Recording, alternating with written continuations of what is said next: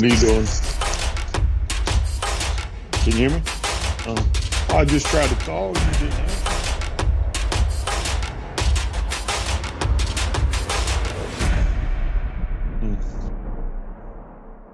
No, I got you. Gotcha. What are you up to?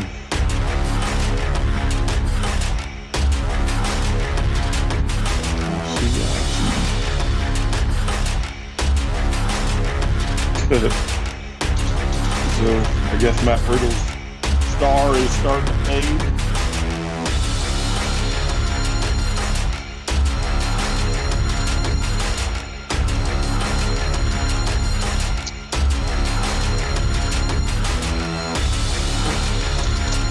Good for him.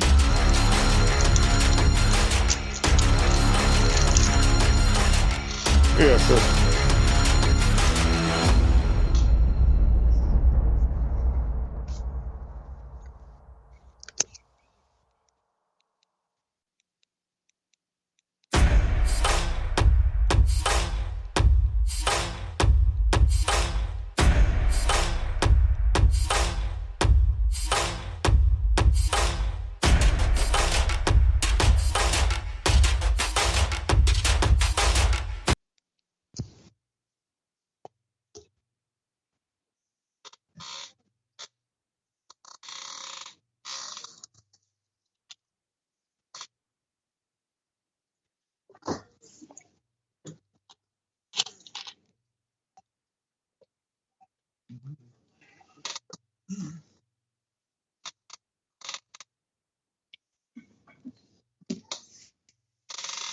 Man, I don't want to talk to y'all right now. What you thinking of that? No, I just don't want to talk to y'all people tonight. No, I'm kidding. I lie. That's right. Without me, right to show up.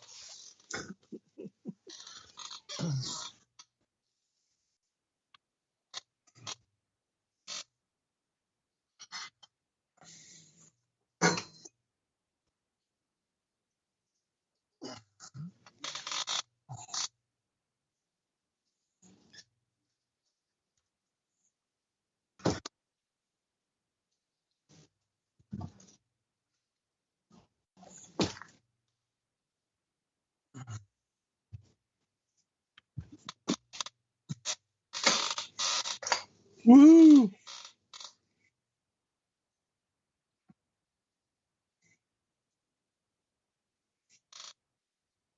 Woohoo!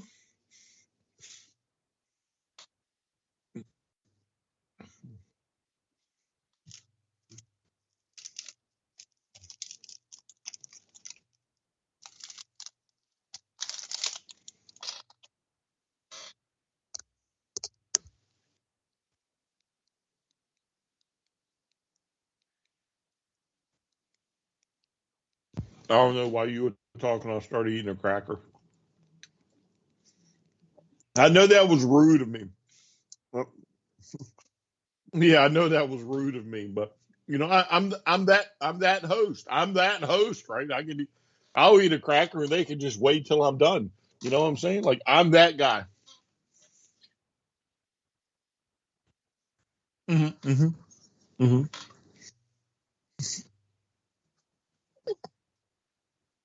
Mm-hmm. That is true. That is true. Oh, good. I'm eating another cracker then. I'm going on mute.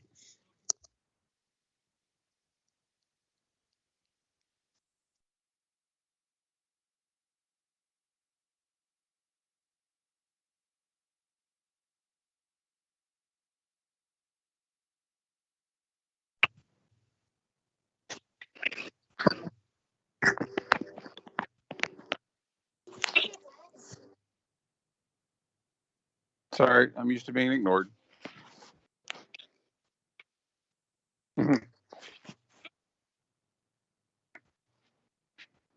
Sorry, I'm used to it. You want me? You want me to kick you while you're feeling emotional? Sure. Mm-hmm. We're going to play Rochambeau, and I go first. No, I don't know. For Rob, it may not be too bad. Rob may already have one.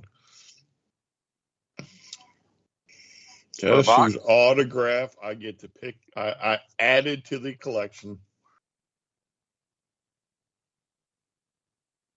Not even in wrestling. Not even in wrestling.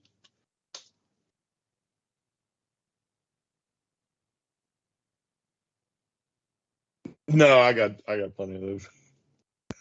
And they're not the Redskins anymore. They're Commanders. Well, no, I guess some of the older ones that I would want would be Redskins. Yeah, I'd call them Redskins. Yeah. No, not football. Actor? No, not an actor. I mean, Stan was right to go down the sports lane. You see what I did there? I said lane. Oh, did you get a basketball player? No. Oh. No, I did not. No, I did not. We're going down a lane, like a driving lane, like one of those type of driving lanes that always makes a left. Right? You see what you tracking me now? I'm tracking. Yeah. So out of the legends that are left, who would be the biggest? Legends. Who would be the biggest legend left The King. Alive today? The King. Yes. I'm adding Richard Petty to my collection. Mm-hmm. How'd you get that? So a good friend of mine knows some people, and he was helping out with an event down in North Carolina, I think it was, over the weekend. And Richard Petty was part of this event, and he managed to get me an autograph. And a picture of Richard and my friend, but I don't really need that kind of picture. You know what I'm saying? Oh, I got you. That just proves your friend it was him. Yeah. Well, he sent me pictures while he was down there, because again, he was down there with other people that were sponsored for the event, right? So even if it was you two, let's say you two were out, just doing whatever, right? And you ran into I don't know, even like Ric Flair, I don't want a picture of Rob and Ric Flair and then have Ric Flair sign it. You know what I'm saying? Like, if it's just Flair, yeah, okay, I'm down with it. Yeah. To Brian, your best friend Rob, haha, this is Ric Flair, whatever. You know what I'm saying? I don't need Rob or Stan in the pictures. Yeah. That's cool. And to answer your question, yes, I do have Richard Petty. But mine's not on a cool thing. Mine's on a picture. It's actually the year he stopped driving, because it's on the 44 car. The 1 year they ran the 44 car. Mm-hmm. Well, so mine is actually on the pictures of two of the Moonshiners from the great TV show. But I'm going to take it as a win. Hey, I'm still going to hang it on the wall. It's Richard Petty. That's right. That's right. Mm-hmm. It's like, when you get an autograph from somewhere, like maybe your friend had it or a family member had it, just because it says to them don't mean nothing. It's still an autograph. Mm-hmm. Mm-hmm.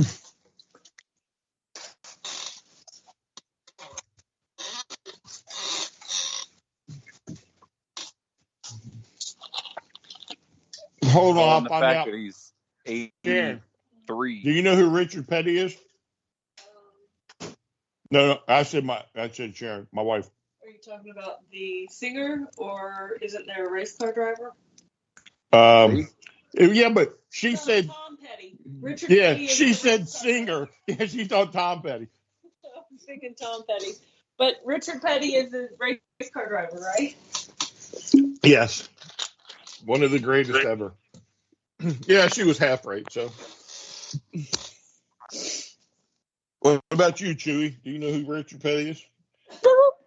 Yeah, the dog's just kind of staring at me.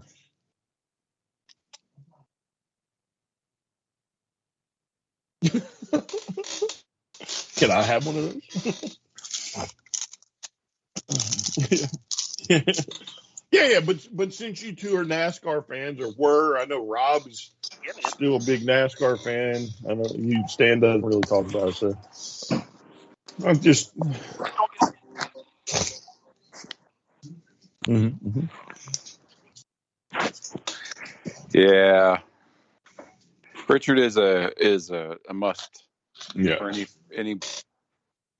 I mean, it's like we talked about. When we went to that Legends convention. Like there's certain people that I was like, well, I'm not a big fan of them, but hell, they were sitting right there. Like I wasn't a big Lex Luger fan, but when he's sitting there with his suitcase and no one else is around him, I'm like, okay, I'll get an autograph. Don't say that. You're a total package fan. But Rob's just like, not me, but Stan was apparently. No, yeah, not me.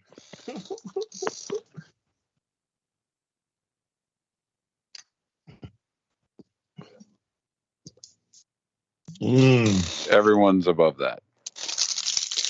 Yeah, everyone's above the cocoa meter. It's just fun it's just fun banter now. I mean, it's just until you meet him and he's like, oh, who can I make this out to? And you're like, Rob, and he's like, looks at you. Oh, so you're that Rob, huh? Yeah. I make sure I wear my corner to the corner t-shirt. I know this guy, Rob. Yeah. Yeah, I know that podcast. Yeah. Would you like to come on our podcast?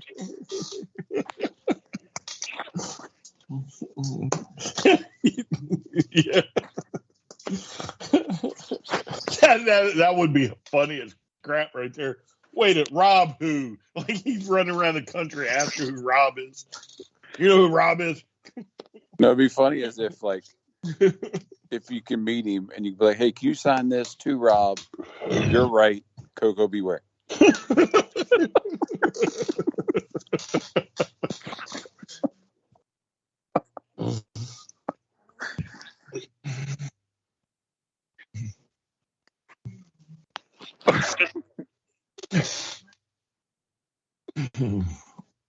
Right. Listen, yeah, but the context can be made up, right? Because you can be like, I lost a bet. You know what I'm saying? I lost a bet. Can you just put on there? You're right. It's for Christmas, right? Who's going to turn that down?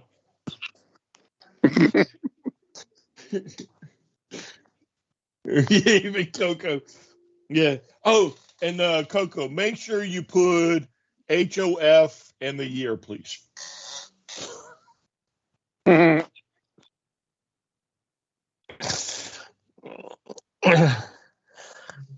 Yeah. For Junkyard Dog, yeah. Mm-hmm. He looks good. He does look good. Yeah, he aged. Yeah, he aged very well. 80? No, it can't be 80, right? Are you kidding me?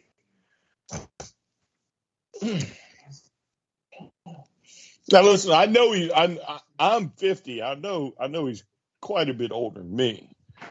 But I mean, yeah, that's probably better. Yeah. I mean, don't get me wrong, he looks good. Like he's held up very well. So. Mm-hmm.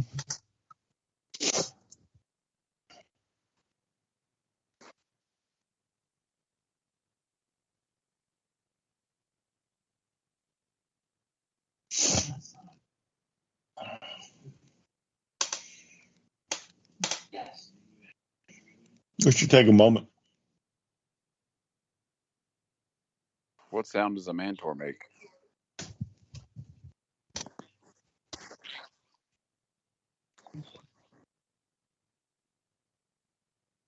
You know who Richard Petty is? I think so. I'm asking my daughter. An actor? You know who Richard Petty is? NASCAR driver. Yeah.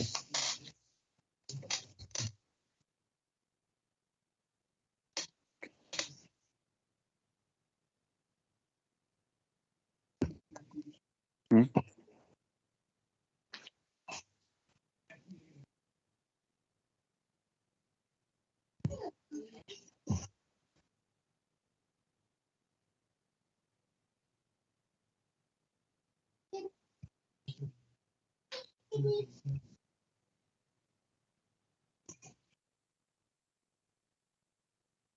Hmm?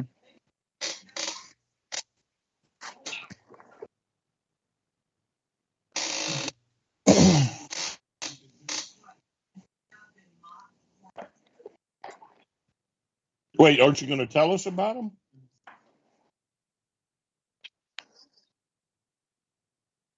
Cagematch.net. .de. Oh, because that's better.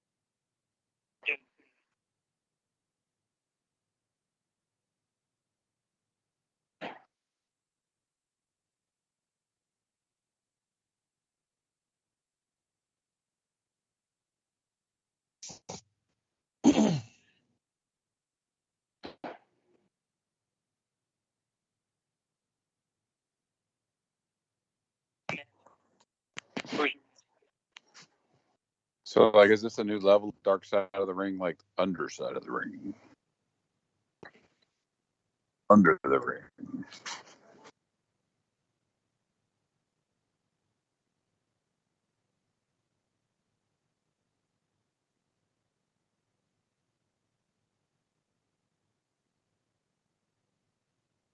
Oh yeah, Like you didn't know that? wasn't like the Minnesota Wrecking something? Wasn't the Minnesota Wrecking Crew or something?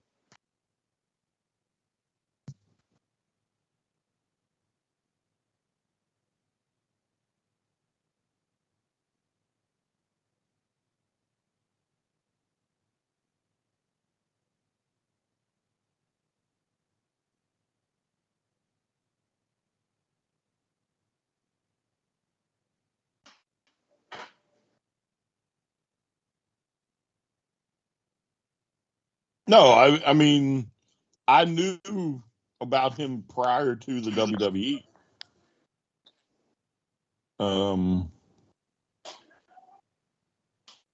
As far as I didn't know the damn Spivey thing, but yeah.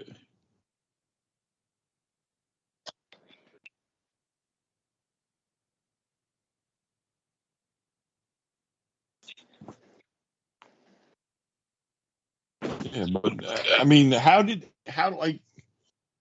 mean, I guess it's possible you could have missed the leather jacket and stuff, but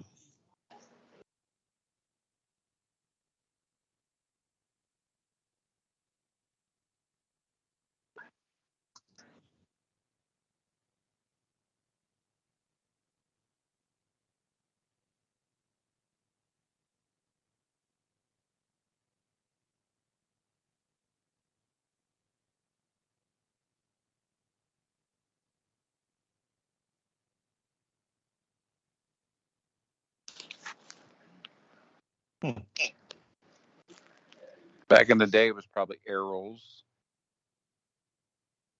or Video Den.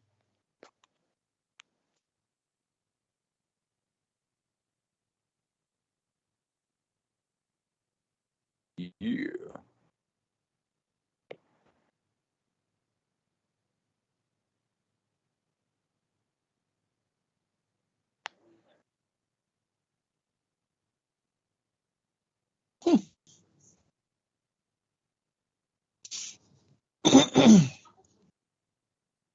Blockbuster had it. main, Yeah, they had quite a bit at one time. but here locally, CMP Video had Everything. the best. Like they had like the WCW and the NWA videos. Mm-hmm. I remember going up to my dad and saying, "I want to watch this," and he's like, "Didn't you just watch it?" I'm like, "I want to watch it again." Oh, how much money we could have saved our parents if streaming was a thing back then. Are you really? We're talking about saving parents money. We'd have been like convincing them to buy everything. Oh, we got to have this pay-per-view.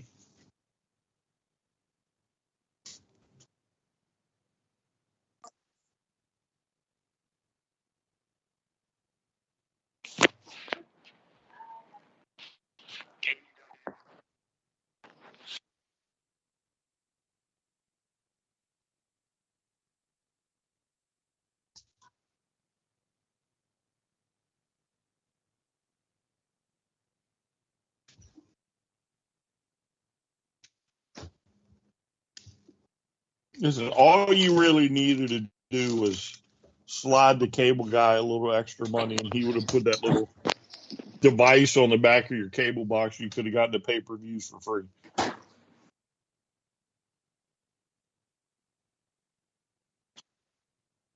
That's what Mike did.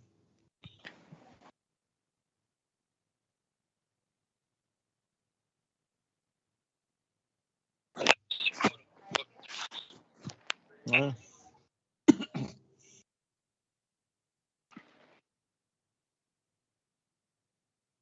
What was your favorite? What was your first pay-per-view you bought and watched?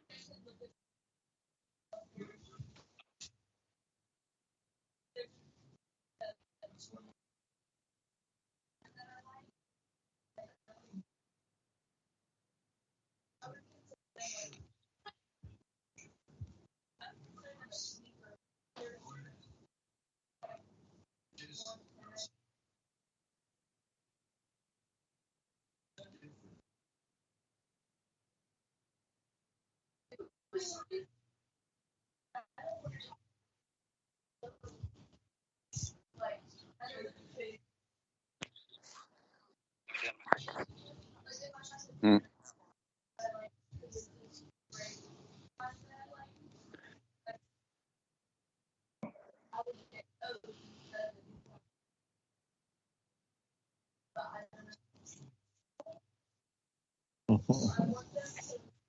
And I Yeah, need $60.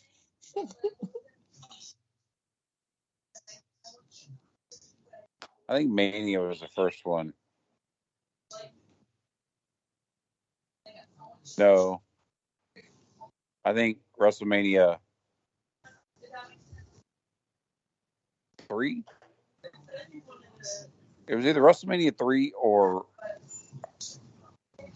Hogan versus Andre. Hogan versus 6. I think it was WrestleMania 6.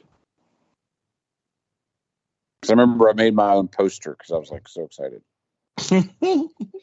And then I watched after I would get the big 4 every year: SummerSlam, WrestleMania.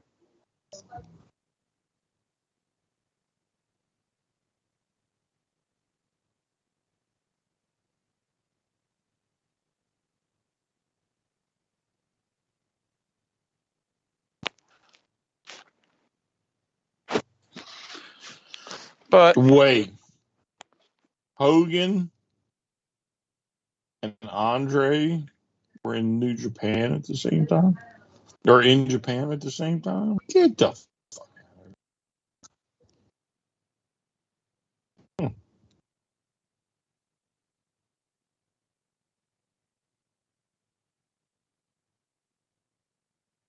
Yeah. Yeah, but they must have been fighting because this shows Andre hitting Hogan with the bell and splitting them open. Wow, that's kind of cool. I've tracked that down, maybe.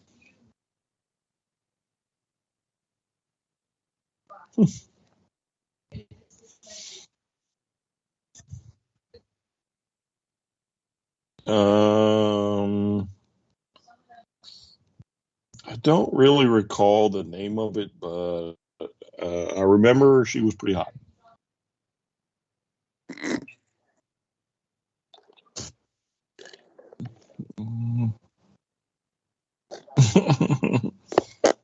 Oh, man. Okay. Well, I mean, back in my day anyway, I mean, you could always catch a glimpse in between the lines that rolled up the screen. So if you looked hard enough, man, I couldn't tell you, honestly.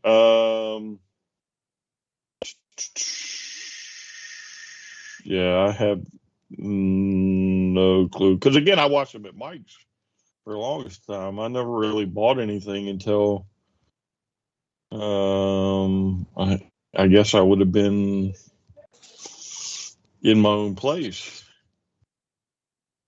So, yeah, I couldn't tell you, honestly. I don't know.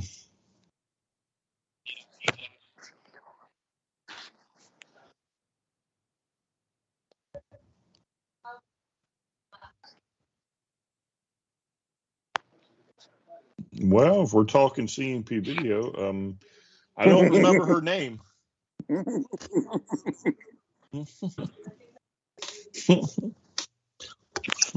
For those of you that don't know CMP video, yeah, who don't know CMP video, they had a room.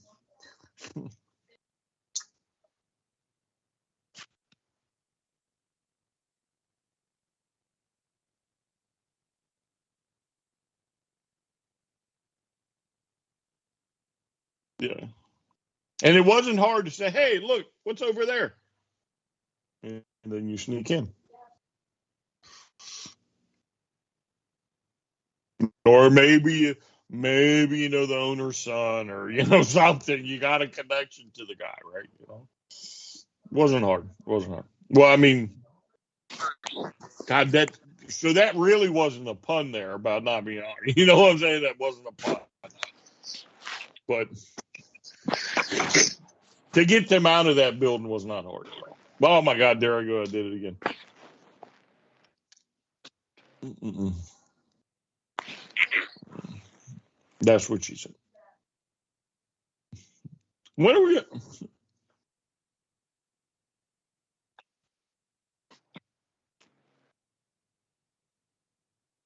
You talking to me or Brian? Well, let me address this. If I'm wearing it out, then I can't remember her name. Okay, but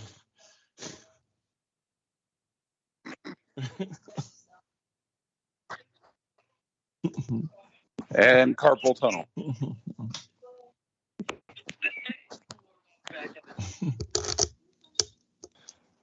The wrestling videos that I wore out, it was between Bash 85 and the Night of the Skywalkers.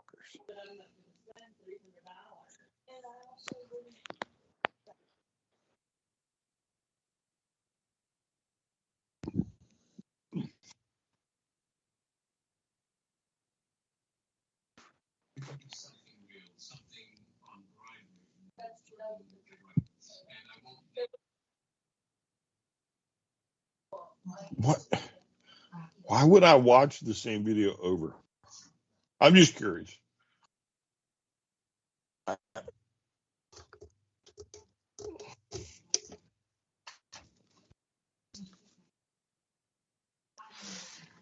I'm about to deal with both of them. Yes, Katrina. Like, I mean, to me, it's all right. Like to rewatch it, but I don't know if I've ever had one that's just like, oh, I gotta burn this tape through. Maybe it's because I'm a year or two older than you, and the back room came into my life a little bit faster than y'all. But there's so much more variety than watching the same wrestling tape over and over and over again. In my opinion, it's nothing wrong. Y'all like to watch the same ones over and over again.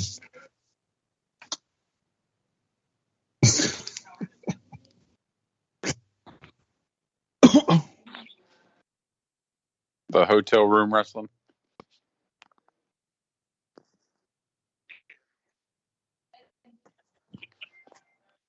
No, I mean, what's the point in renting it if you're not going to watch it? Like, I don't know of any. Well, I guess there could be one. I don't recall too many wrestling events that I've ever watched that were so bad that I can't even get through 20 minutes without being like, nope, I gotta take this back. Especially back then. Yeah, that'll be in the future when we have WrestleMania month. Like night 16 of WrestleMania. Yeah, well, I mean, to me, it's kind of like the WWE. Like, so I do turn it on occasionally, but tonight I don't have it on. I just, it would be the same thing if I didn't care to watch the movie or show or whatever on video. I just would never rented the thing. Do you remember the old Pro Wrestling Illustrated when they put out their couple videos? One was called like Ringmasters. Yeah, I have them upstairs.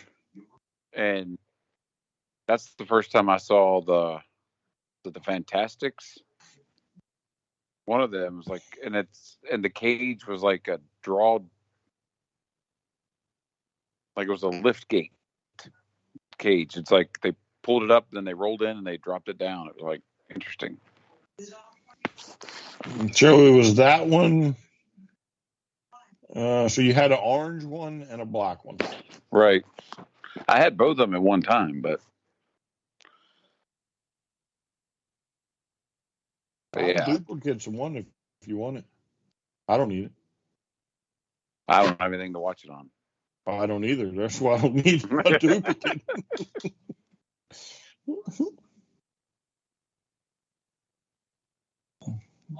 Find your old VHS player. We already got a movie for you.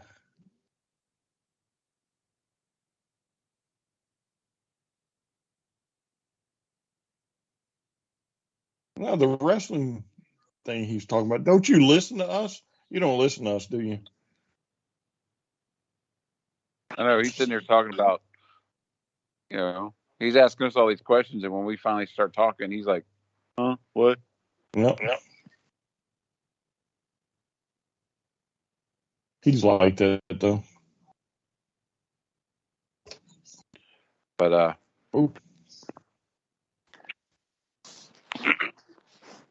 remember when I had the brief stint working at CMP Video, and the first time I had to go in that room, Brian, and put the movies away, it was very like there's no order, and you're like, where are these things at? And then the preachers that were protesting when I walked into the room, I'm like, oh, hi, put your sign away.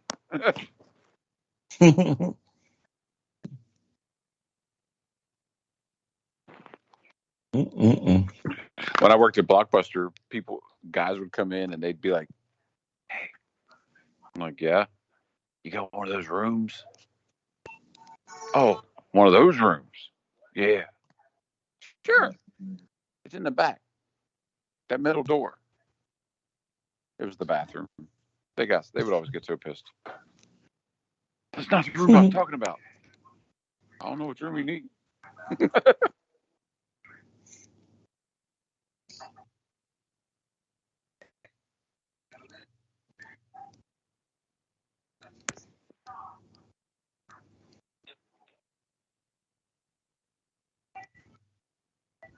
What? An adult room?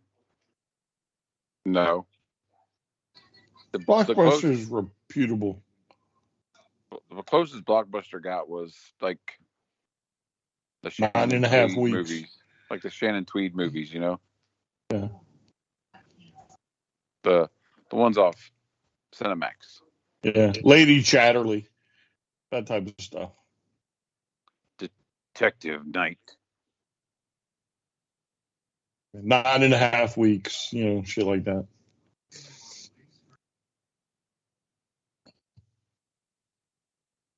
Mm-hmm. Mm-hmm. They had standards. Yeah, but you'd be surprised how many people of the local community that you have to call because they return their home movies. And I'm like, sorry, ma'am, that's not the copy of Bambi that we were looking for.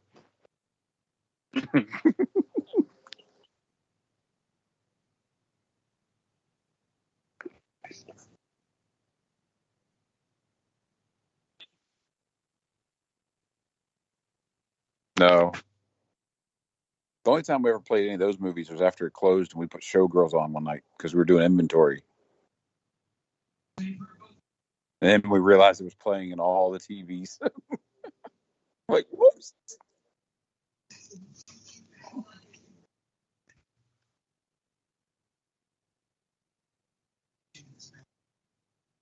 But there were a couple that you couldn't look in the eye anymore after they came to get their movie, their home video.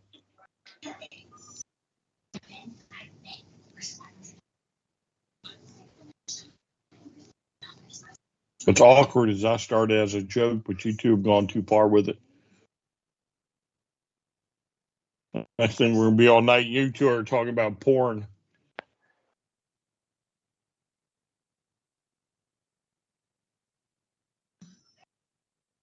Then I let it go, but you just keep on getting it.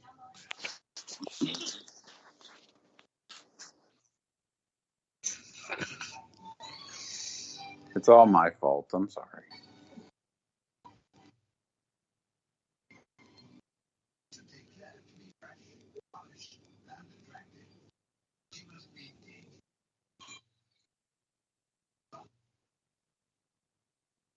I shall make a small bow.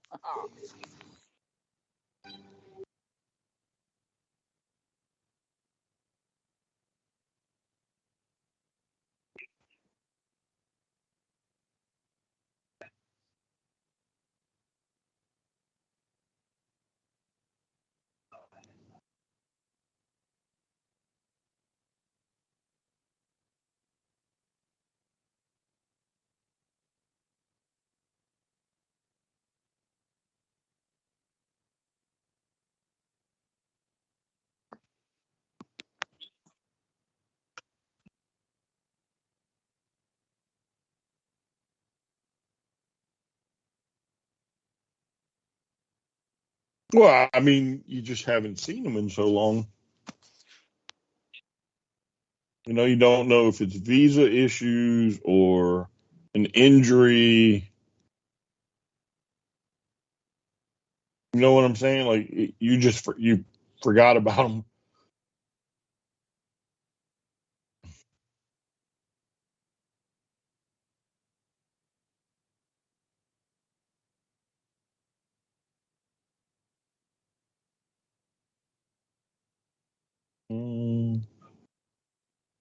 I don't know. I haven't thought about that. I guess I was waiting till the match to see what happened, and after, maybe he's just part of Don Callis's group or something.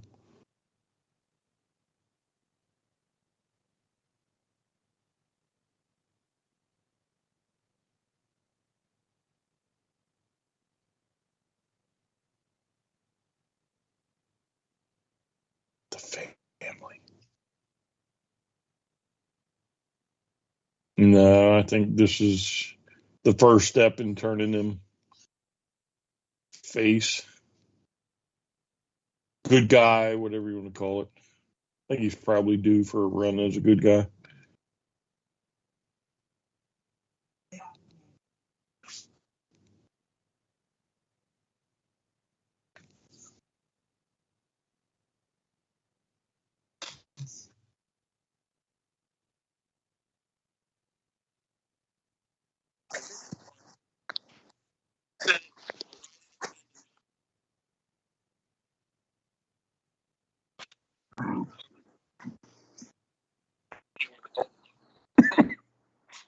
Now they're the Golden Elite lovers.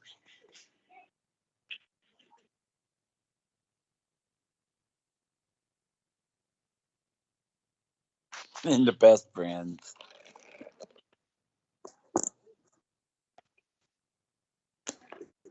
And the ass boys.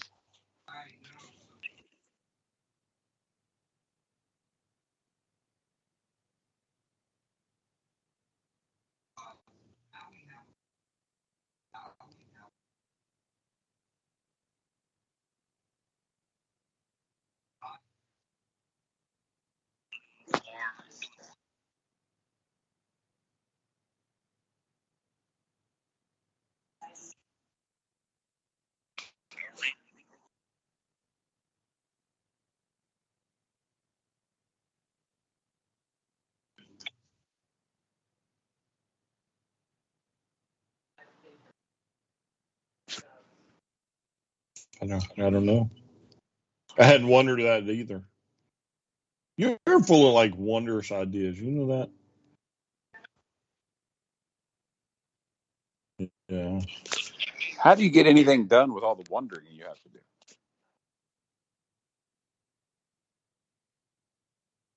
It's a wonder. Yeah. Do you just like when you're working from home, just like all of a sudden stop and be like, I wonder if Blood and Guts is going to be the whole last hour. Yeah. What I was wondering. Are you a wrestling fan?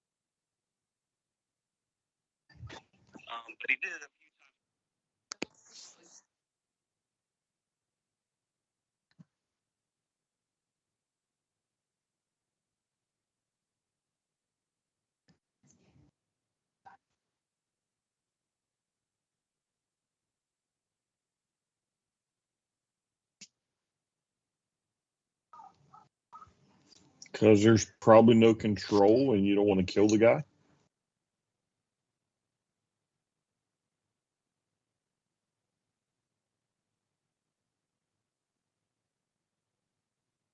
I don't know. I think if you hit the ropes the wrong way and then got slingshotted into the barricade, probably hurt a lot more than your flippy floppy. Stop trying to get people hurt. Gosh. Gosh. Gosh.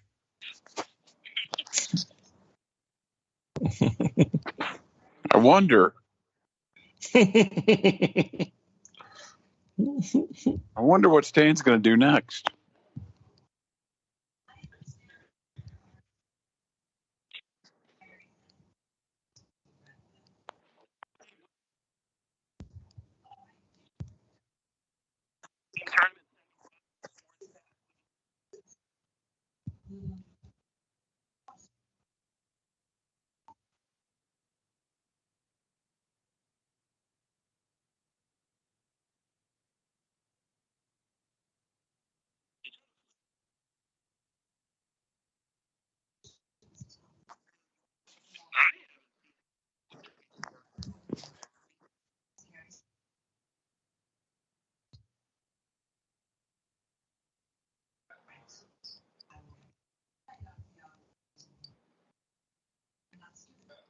Is that a question? I mean,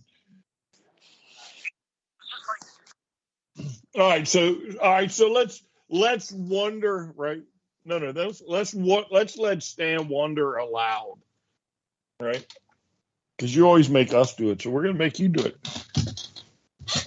What are you wondering, Stan, on the Darby Allin and Orange Cassidy thing?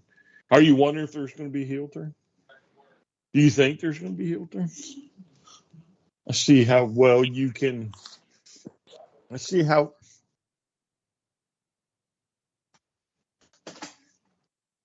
I don't know. That's right. Where would he go? That's why we're asking the hard pointed questions. That's why we're asking you the questions. I wonder. We're asking you the hard questions. What do you think?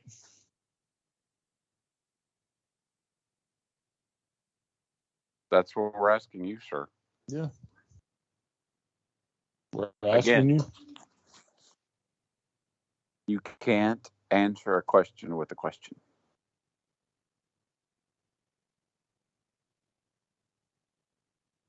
Or maybe, just maybe, they lost. And that's the way the universe worked.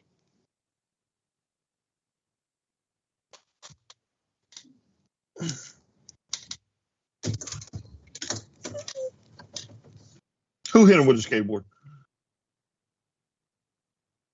No, yeah, but that's Swerve. That's what he's supposed to do. I thought you were talking about Orange Cassidy and Darby Allin. You've been putting me to sleep all night.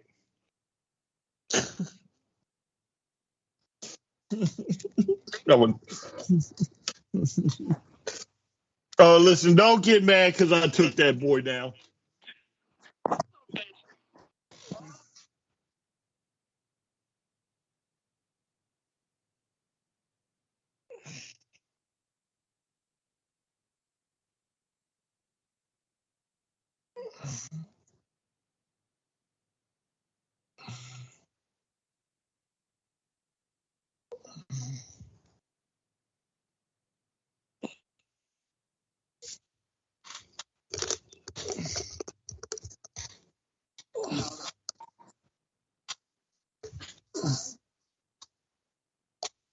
Oh, I did. And I was much of a much lower level than he was. I think he was like 89 or no, not 89. He was closer to 80. 79 maybe, 78, 79.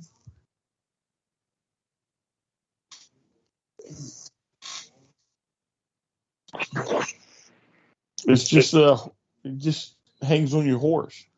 That's it.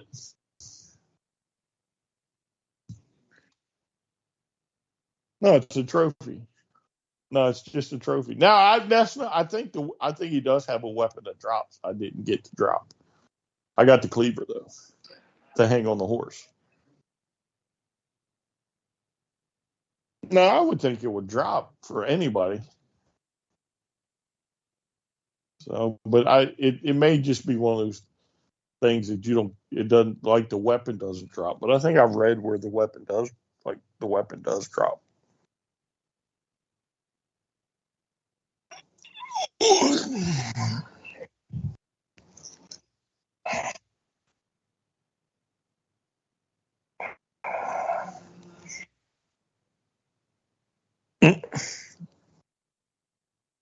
Well, I mean, how can you see him if I killed him? You know what I'm saying?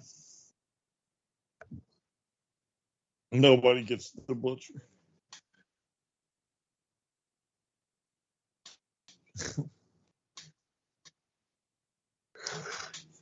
Mm-hmm.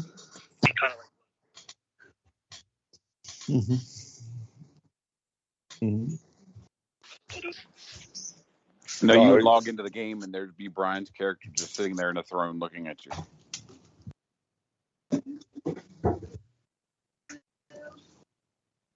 And all it would say is, "Too late, bitches."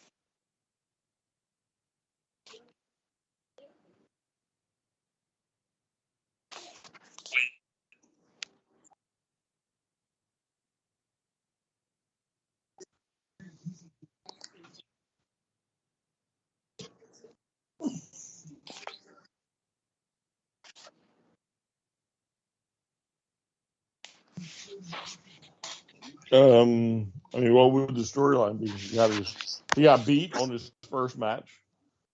And he's just 18? Yeah. I wonder.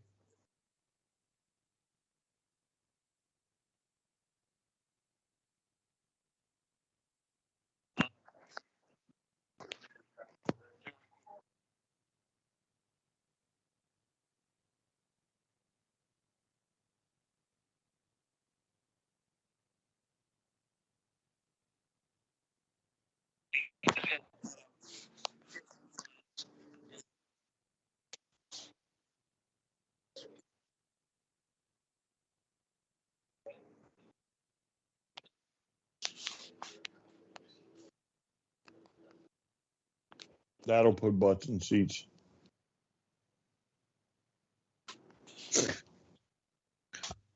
No, I mean, like, why does. I mean, maybe it does turn into a storyline, but at the end of the day, he got a showcase match for his first match with somebody that he has wrestled in the past and is probably comfortable doing it. Short of having him wrestle Darby, there's probably nobody else on the roster that he would feel comfortable with. Now, the problem is you've been touting this guy for what, a year and a half? How long ago did we sign him?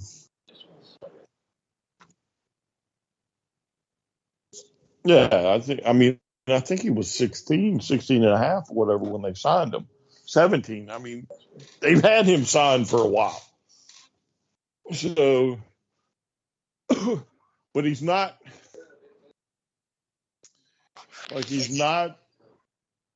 a big imposing kid.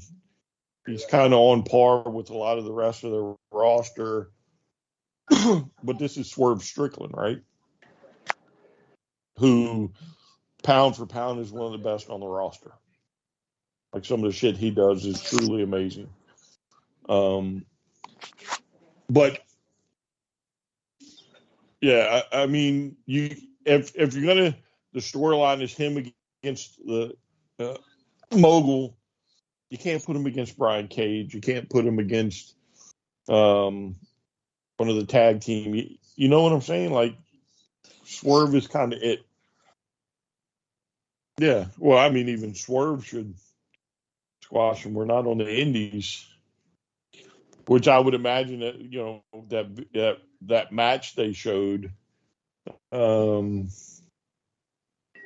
because of where it was at, he probably got a better showing than on AEW. But that's fine. This is the kid's first match.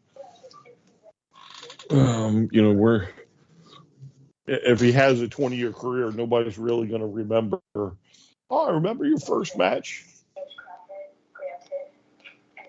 You'll remember his first win, or you'll remember his first championship, or whatever.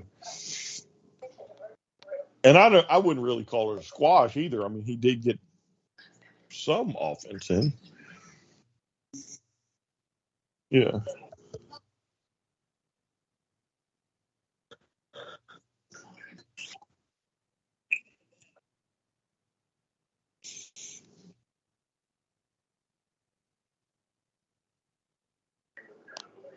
Yeah, but that's the way it should be. There should be some disbelief. Should have maybe had him snap his ankle. You want to be a wrestler, huh, kid? Little throwback to Hogan.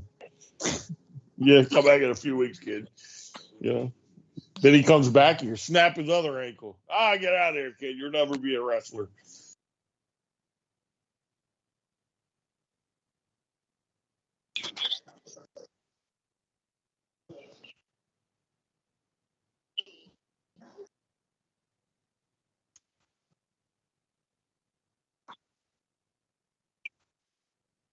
Yes.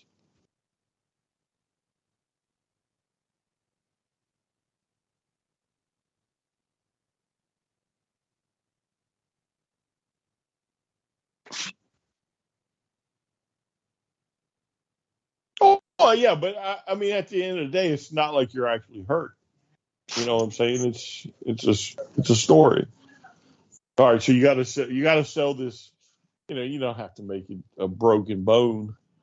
You can put some of that tape on his shoulder and be like, yeah, swerve jerked my shoulder out of the socket, and I'm on the shelf for a couple weeks or whatever. And then again, when he comes back, he does it. He does it to the other shoulder. He does it. You know what I'm saying? And just keep doing it.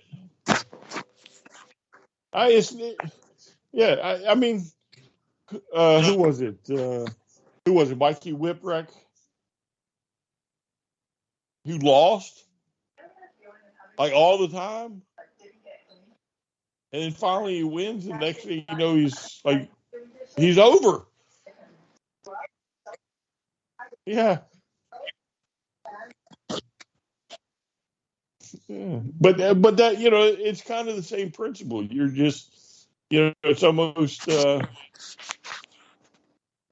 it's like, oh man, I really want to see this guy, especially if the first showing before the injury he puts on a show. You give him a little taste of it, and then you just have Swerve just get pissed and grab him by the arm and pop it out of there. And so you throw up the X, right? You make this whole thing so believable, they fall for it. You know what I'm saying? And then he's when he does the interviews, he's got an arm in a sling, and just keep doing it for 6 months, and then finally stretch him out, yeah, and then finally he gets the win, and from that point forward he can't be beat for a while. They're fucking love it. I mean, he's a young kid. Yeah, he's a young kid. The fans would love it. Yeah.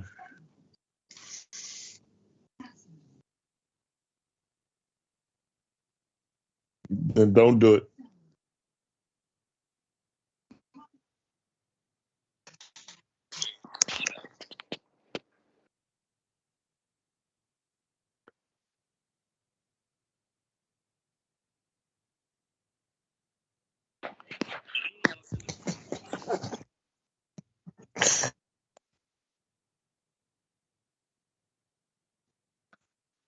Oh, there it is.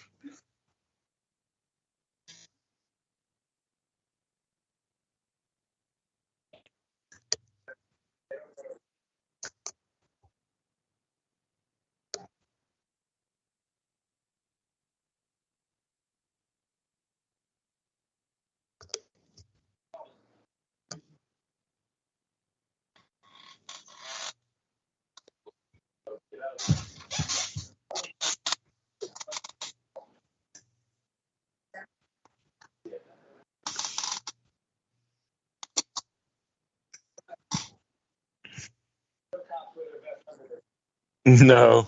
Mm-mm.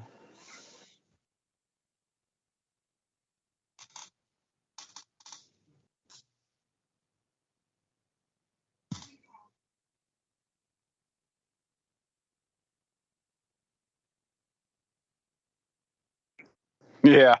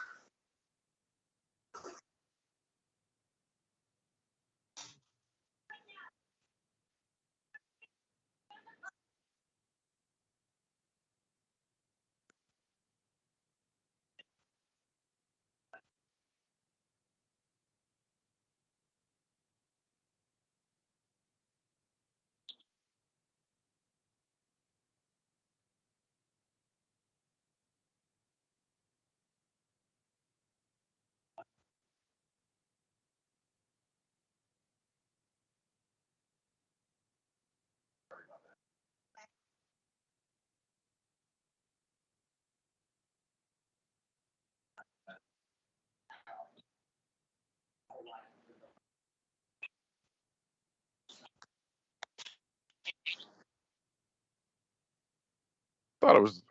I just love the back and forth. You know, like the whole we're gonna be friends. I don't want friends. We all know where it's going, but it's one of those that we're just all excited to be along for the ride. You know what I mean?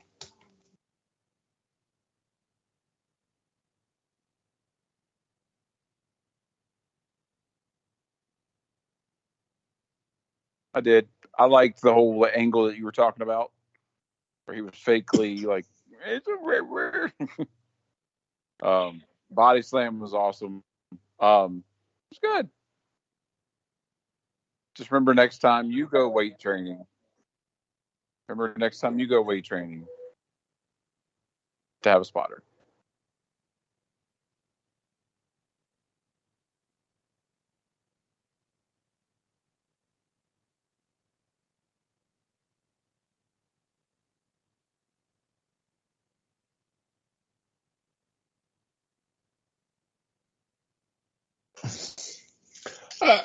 So no, I mean, all right. So are there entertaining points?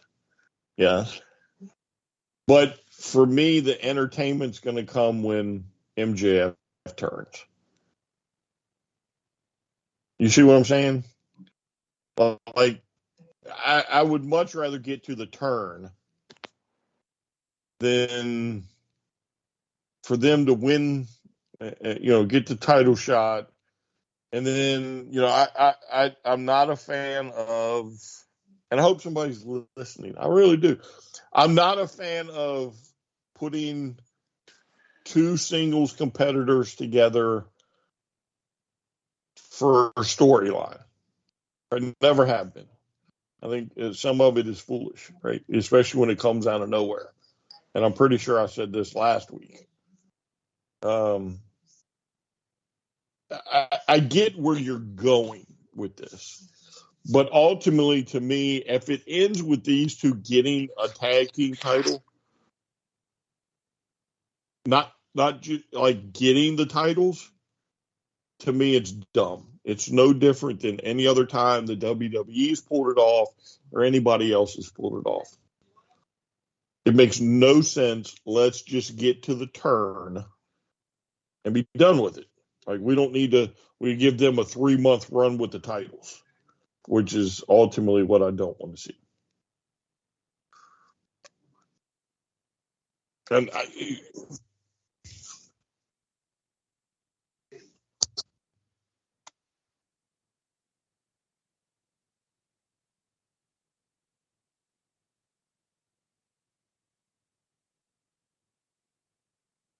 yeah, I mean, I'm okay if it happens even in the tag team title match. But I don't want them to get the titles.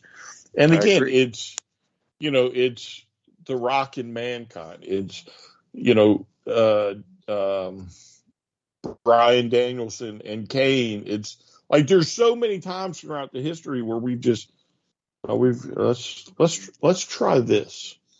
Right? Let's just throw a good guy and a bad guy together and get them to the world title or the tag title somehow, and then let's put it on them, and we'll give it a couple weeks, and then we're going to have it implode. I would much rather see these two like win the matches, but keep trying to screw each other over. You see what I'm saying? Like, if that makes sense. Because again, we have a device that can put them together with the eliminator match. You got to be foolish that you think MJF, who is without a doubt on the planet one of the biggest heels out there right now, is going to turn face. And you got to be foolish to think he's going to turn face at the snap of a finger because he doesn't have friends, right? When he just told you not too long ago the only friend he had in high school, when he got drunk, he swapped seats with her. Isn't that the story he said? Like, weren't they supposed to be friends? Yeah. So he's telling you, like, he doesn't care about his friends. But I mean, I get, it's a fun story. People get invested in, great. But I think we're going to make the same mistakes that all these stories make, and that's giving them the tag titles.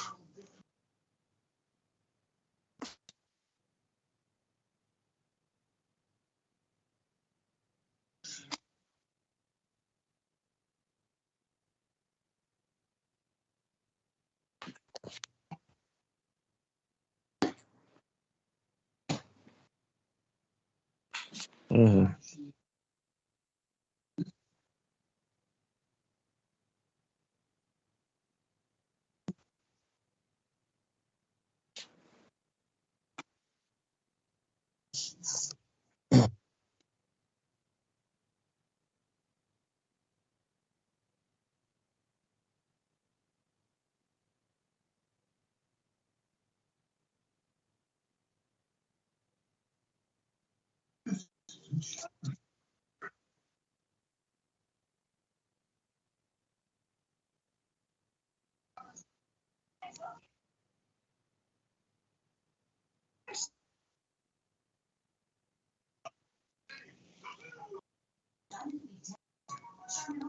But it won't be. Yeah, but I mean, it won't be, right? Now, you may not have the same participants in this, but, like, again, it's to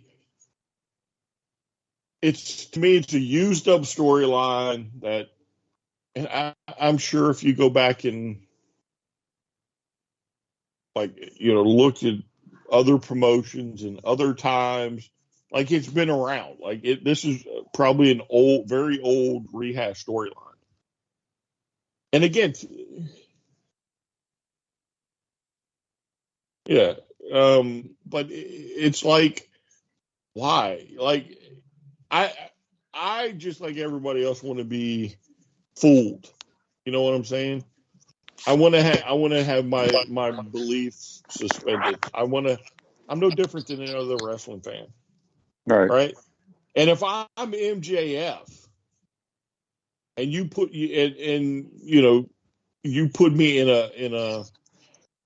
a tag team with the guy that just literally almost beat me, I'm going to make sure that this tag team doesn't last too long. You see what I'm saying? So I'm going to short arm somebody, or I'm going to get disqualified and get kicked out of this tournament. Or when Cage and Big Bill have Adam Cole at his lowest, and it's my turn to run in and make the save. Well, I'm going to run in and make the save, and I'm going to kick him right in the nads and drop him, and then be like, here you go. He's all yours. Especially with the two biggest guys on the roster.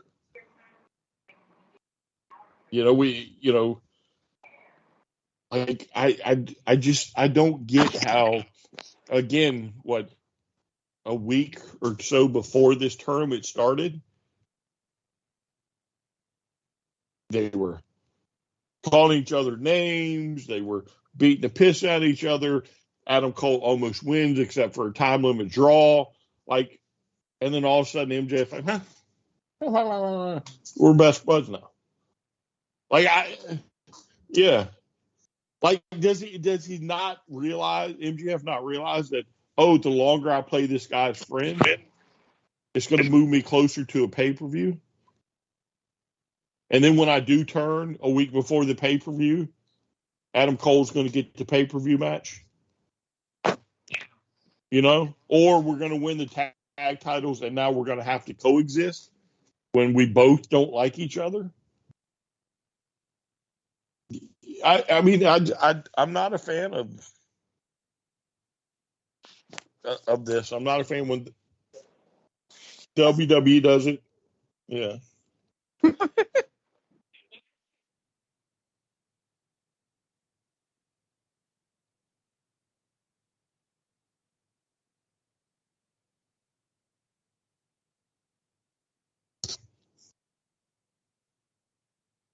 But then he plays chicken for the next 3 months.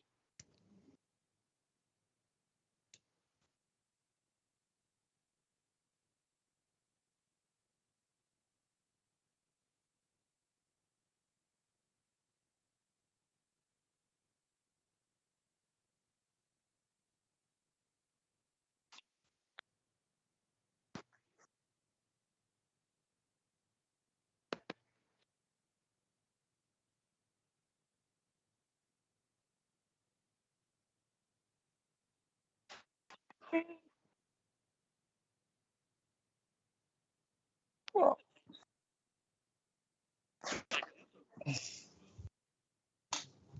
well, that's what we're as we're all three in agreement. Like, the vignettes are funny, but none of us want to see them end up with the belts because it serves what purpose? Like, you could have a turn, you could have what we're gonna get without having to make your tag champs lose for no reason.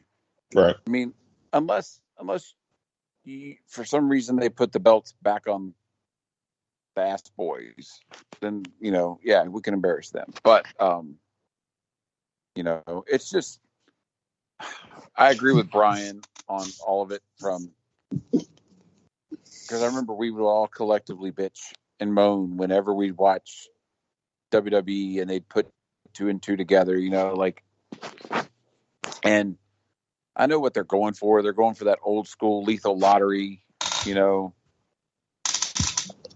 kind of feel, but that's for one night. It's not a multi-week tournament,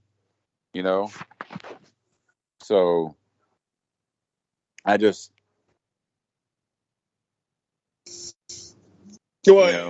I think that, to me, like, the worst thing about this whole tag team lottery, whatever it's called, is you literally are facing, quite possibly, the absolute best tag team in the world, because they damn sure proved it Saturday night, and they've proved it every time they're in the fucking ring. Excuse my French. In FTR. Like, without a doubt, this has been,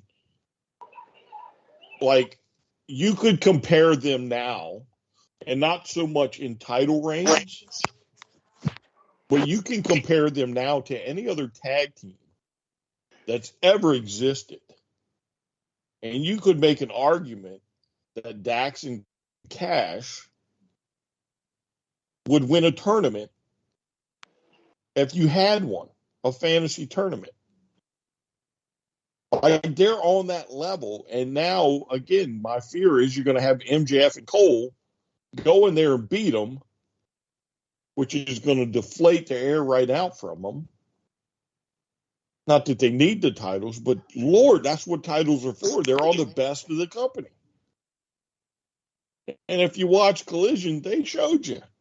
And if you watched them last week, they showed you again. And if you watch them in the Briscoes, they showed you those three. Like they have a legit library right now. Why would you do that to them?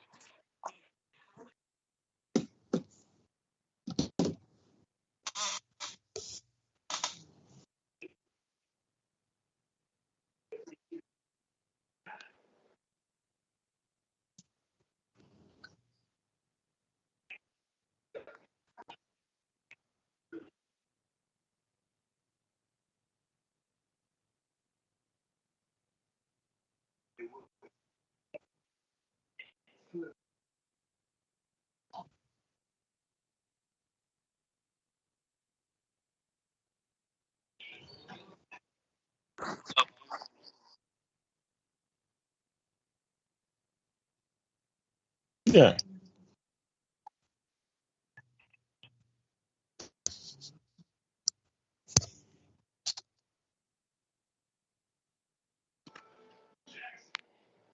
I mean, that to me, that's exactly what they're building to. And I really don't like get too negative on AEW. But this whole tag team tournament, whatever you call it, to me is asinine. Because again, you're talking about a tag team who has more matches for match of the year candidate than any singles wrestler in that company. And they legit just did it again Saturday. And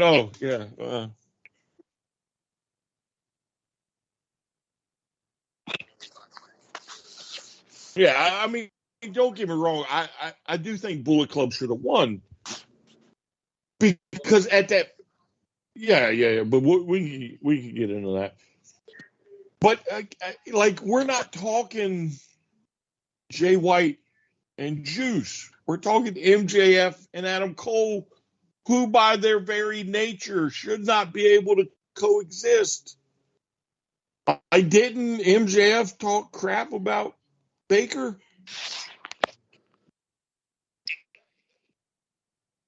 Didn't you know what I'm saying? Like,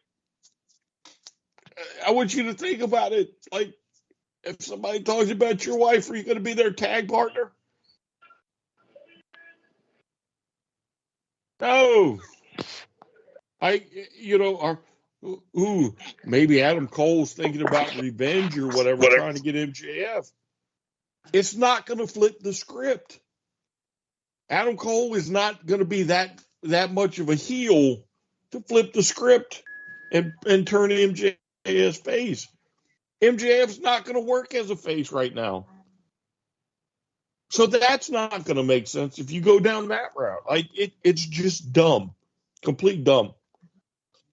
Again, don't get me wrong. I've enjoyed certain parts of this. But where I think they're going is just dumb, in my opinion.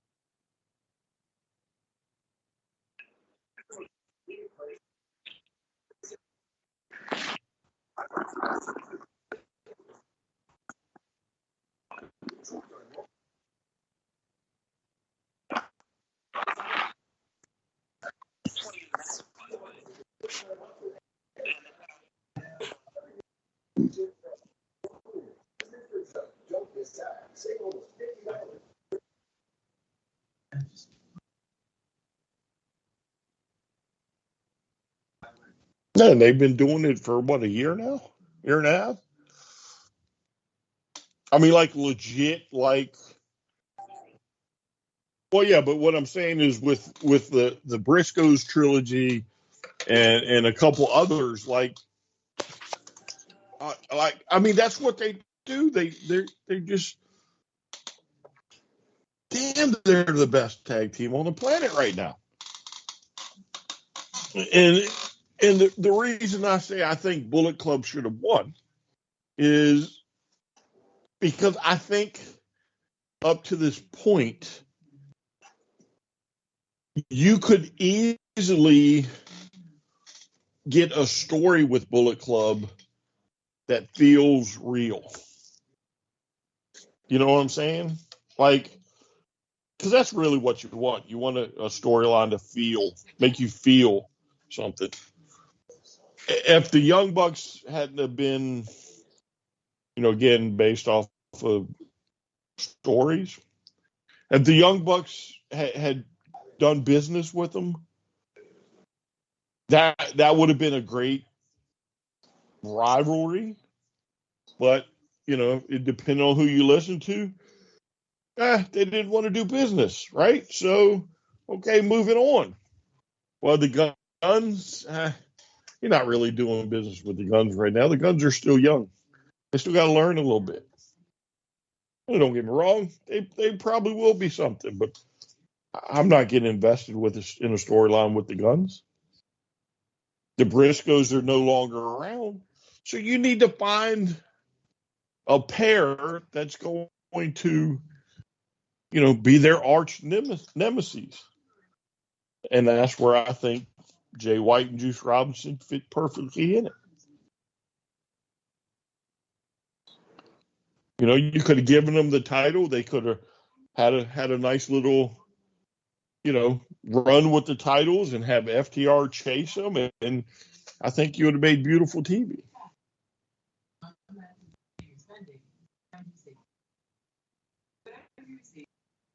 I mean, maybe they do it at Wimbledon. Who knows? But I hope it's not over.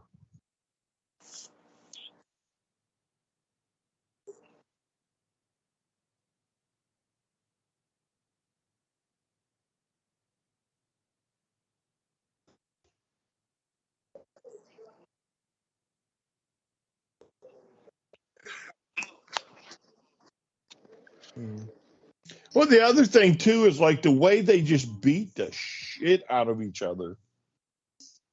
It's almost like, they haven't told us that, Juice is like kick Dax's dog or something. Like literally, if they came out tomorrow and Dax was like, look, Juice, I'm going to keep pounding your face in because I brought my dog into the arena and you kicked it. You know what I'm saying? Like, the fans would be like, oh, yeah, you're going to kill Juice now because he kicked your dog.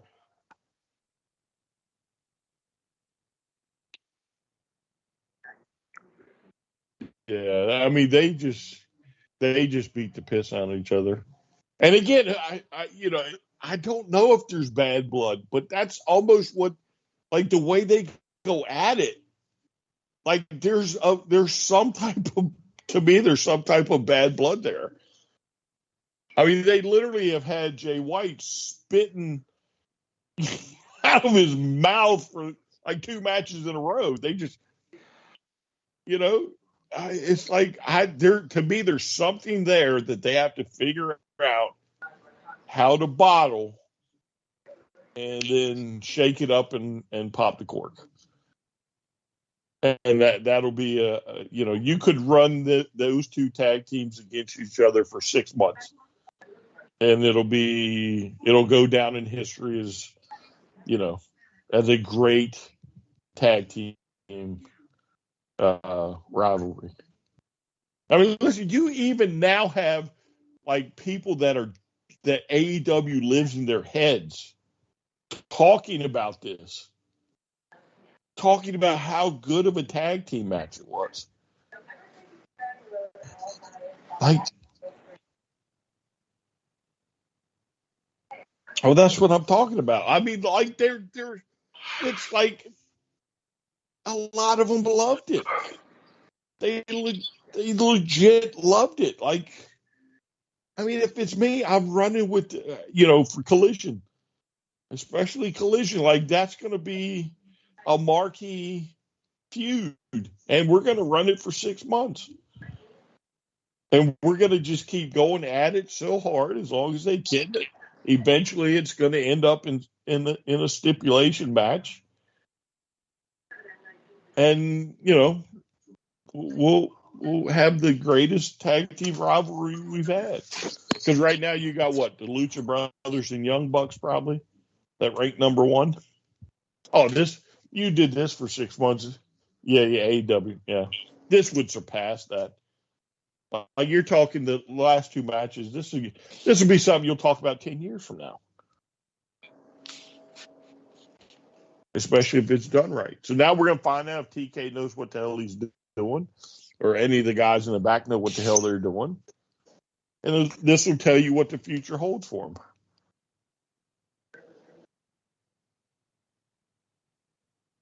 Because I was going to say I would keep this going. I would have a bunch of singles matches. Yep, Dax would be like, nope, you kicked my fucking dog. I'm coming to get you. Whatever. I might even would have Juice Robinson show up at his house and steal a dog off the yard. You know what I'm saying? Like, we're going to find a reason to extend this for 6 months.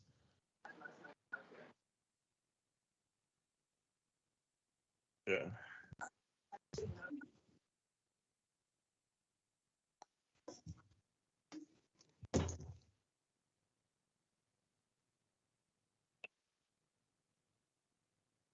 Yeah, I mean, yeah, I mean, whatever we could, like, yeah, let's keep this going. Like this is to me, it's a marquee rivalry that Collision needs to get off the ground. Why stop?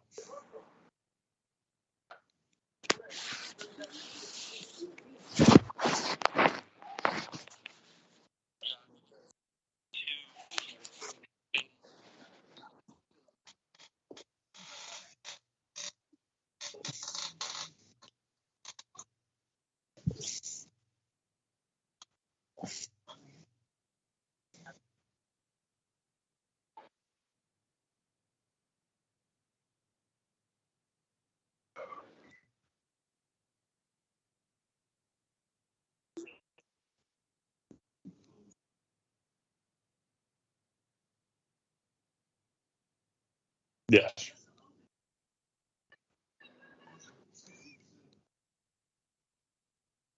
Yeah, but what was it? Ian and oh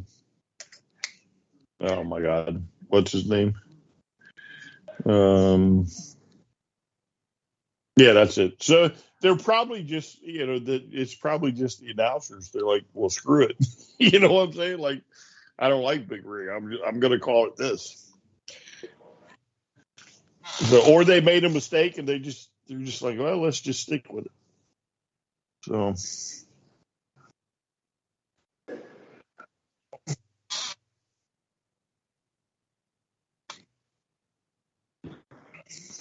Mm-hmm. Yeah, it's kind of the classic good guy, bad guy commentary team. Not too over Nigel's a little over the top, but I mean but it's Nigel though, right? So not, I'll let Nigel slide a little bit, but it does remind me of the old days.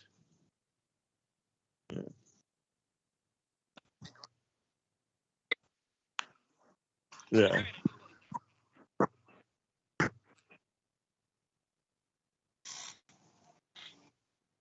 They have the chemistry together that is missing on the other shows, I think.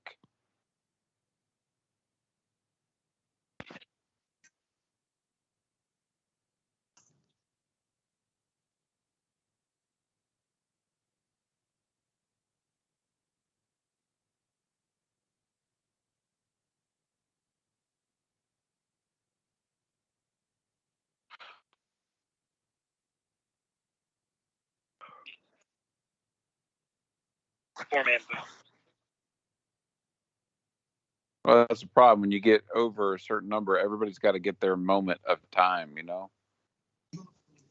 Well, but I mean, I do think too that Taz and Tony have earned whatever moments they want to take. I don't mind. I don't know. I guess I kind of phase Excalibur out a little bit because I do enjoy when Taz and Tony banter back and forth. Like, yeah, I do enjoy that. And again, those two have been doing it long enough that I'm okay with it. But, I think Taz plays his role to a point. Tony, of course, plays his role to a point, but it's Excalibur that kind of, to me, throws the monkey wrench into it. But again, I just kind of phase him out. I really, I don't know. But he is the guy that calls the move, so.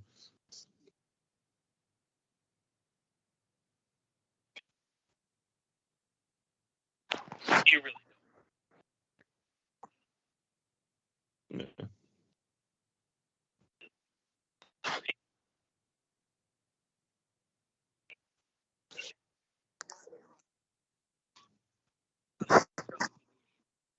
Did you just say Shivani knows some stuff?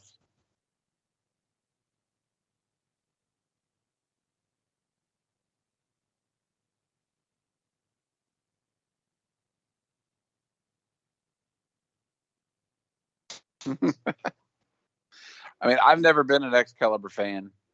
I feel like he's trying. There's times he comes across very trying too hard. When everybody else is you could tell when they're talking. I feel like Jim Ross is at the other end of it. Jim Ross he's at that point in his career where he needs to just come out every once in a while. But yeah, of all of them, Excalibur could go.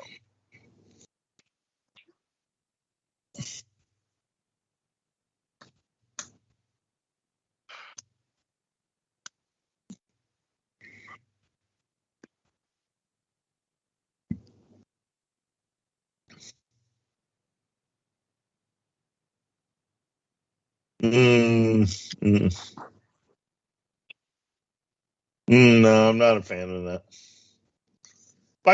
Some teams just have chemistry, right? Now, again, I'm not saying that the 3-man booth doesn't have chemistry, right?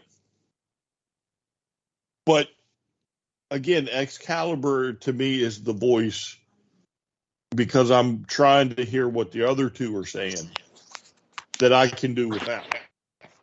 Whereas on Saturday, they clearly have, to me, really great chemistry. That is, it's you want to just hear what they're saying, and they clearly have defined roles, much like what we grew up with.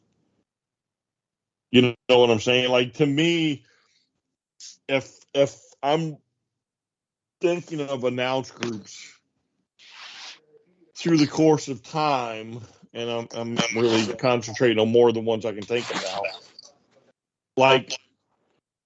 Shivani and Crockett, they didn't do that. They didn't have. I mean, they were both kind of good guys.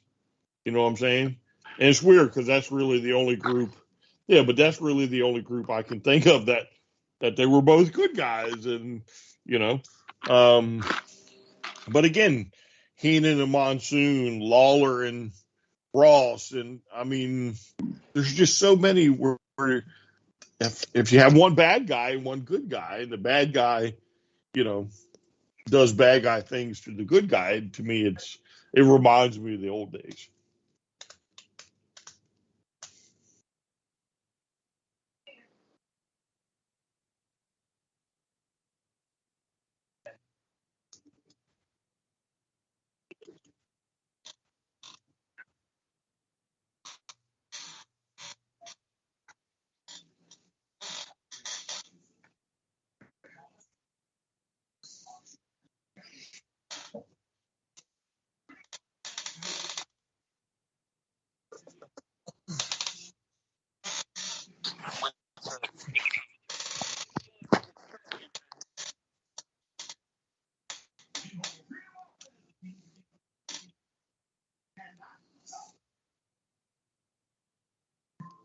Well, no, I don't think it's that. I think he's trying to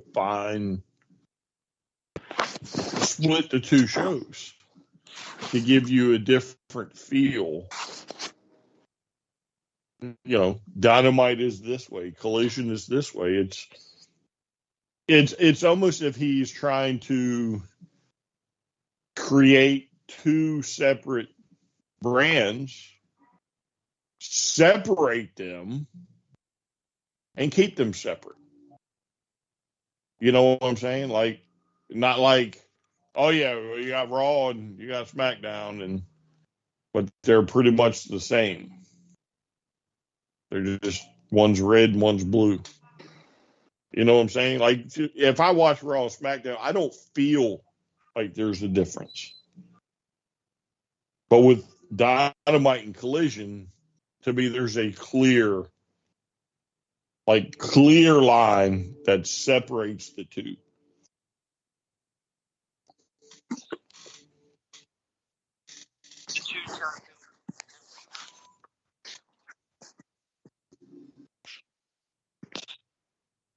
Yeah.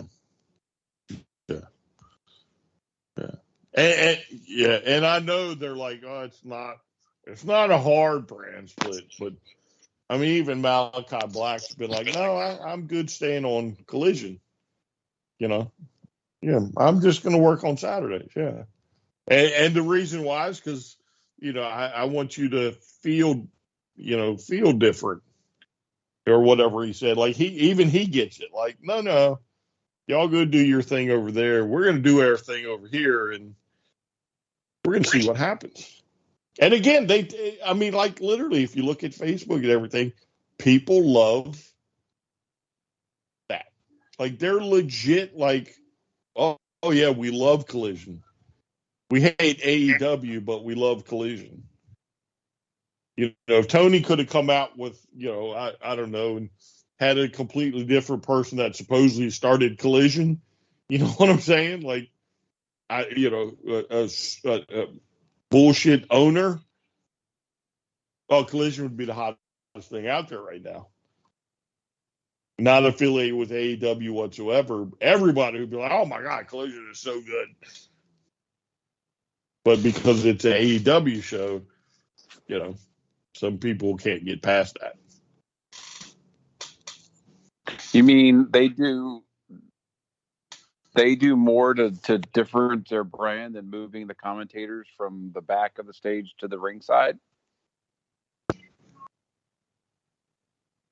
Well, I don't know if you've watched Collision, but the feel is different. Like, right, lights up, lights down. It feels like Saturday night's main event.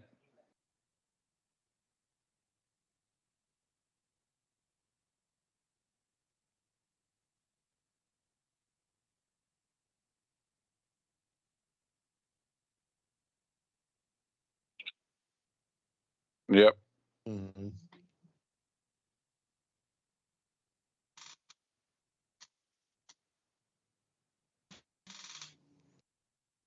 Yeah, now that reminds me of Saturday night's main event. Because isn't that what they did on Saturday night's main event? Yeah, it was just quick, one right after the other, 30 seconds of time, and you got right into it.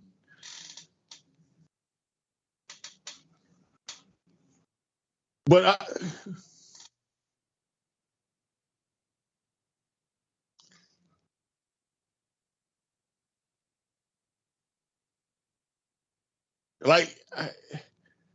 so let's look at it like this, right? So we now know Warner Brothers is getting more involved, right? Because they supposedly want to expand the pay-per-view schedule and everything else, right? I would imagine that there's probably been a talk somewhere. And hey, we want a second show, but we want this to be like different. You know what I'm saying? Like, we've given you 4 years to figure this out, and we want Collision to be the marquee show. You kind of see what I'm saying? Like, yeah, we get Dynamite and it's all this, but we want to do things with Collision that is going to put you on the map. And I mean, literally, I don't Like if Tony and them came up with this idea, why didn't they do this on Dynamite to start with? It's not Cody's idea. Well, yeah, but again, this is literally, I don't understand how somebody could watch Dynamite and then watch Collision and be like, wow, this is the same company. Like, to me, there's that much of a difference that if you get rid of the AEW banner and say, okay, here's Dynamite, here's Collision, you're gonna be like, oh, there's two different companies. Like, to me, that's the feel of it. Like it legit feels that much difference to me, from the announcers to lights up, lights down, to the way wrestlers are kind of showcased on one show as opposed to the other. I don't know. Maybe it's because Collision is so new, so fresh, and doesn't have the baggage of Dynamite.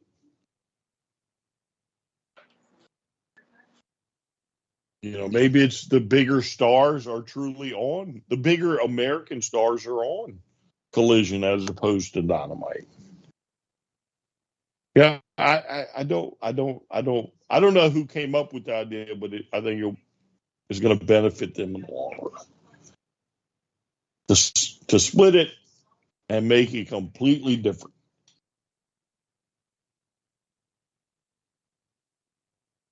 And I would think by the end of the summer, Collision's numbers will start to rise.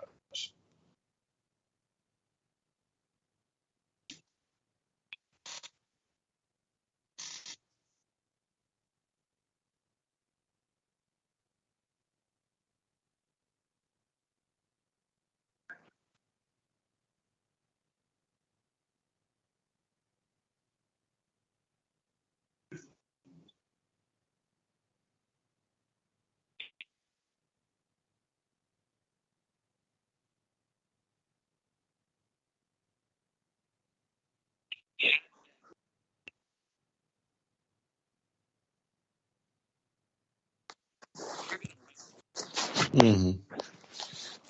Well, I think Rampage, to me, there's parts of Rampage that are too campy. With the whole Mark Henry standing in the middle. It's time for the main event.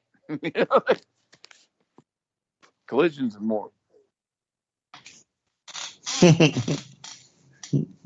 That's bad. You let your kids stay up that late. What kind of parent are you? Put them kids to bed.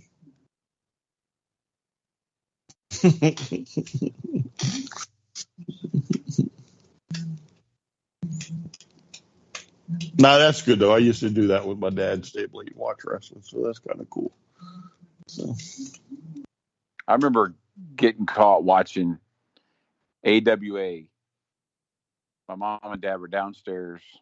I was supposed to be in bed, and I was upstairs watching AWA on ESPN.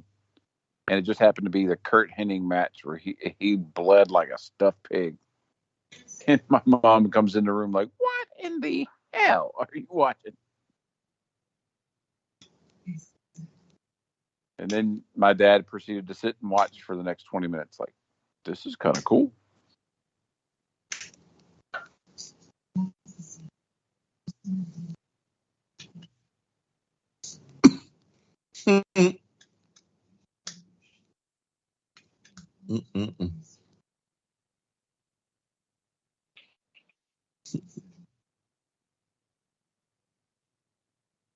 The Hulk.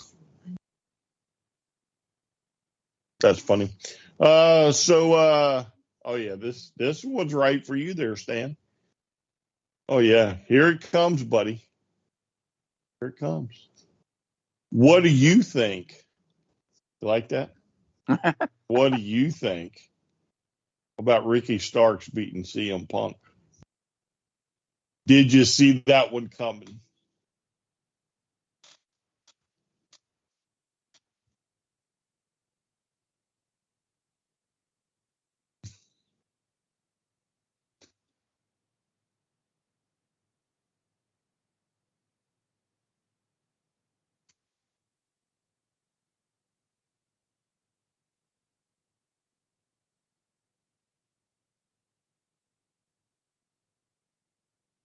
Wait. So let me ask you this. Let me ask you this. Why are they setting up for a CM Punk heel run if Ricky Starks, who's a babyface, holds the ropes? Right.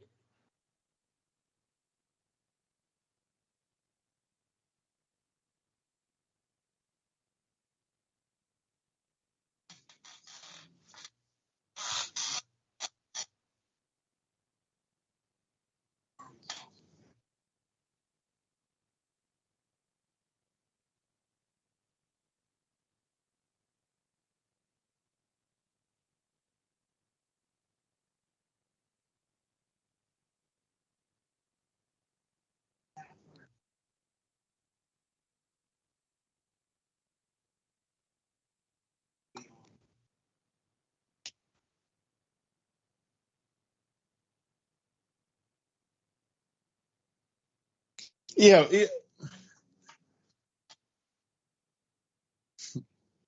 yeah, yeah. But I mean, Ricky is better as a bad guy. Right? I think we're safe to say that. And he's such a good bad guy. People like him. Right? I mean, I can remember in the NWA when the first time I saw him, it was like, holy shit, this guy gets it.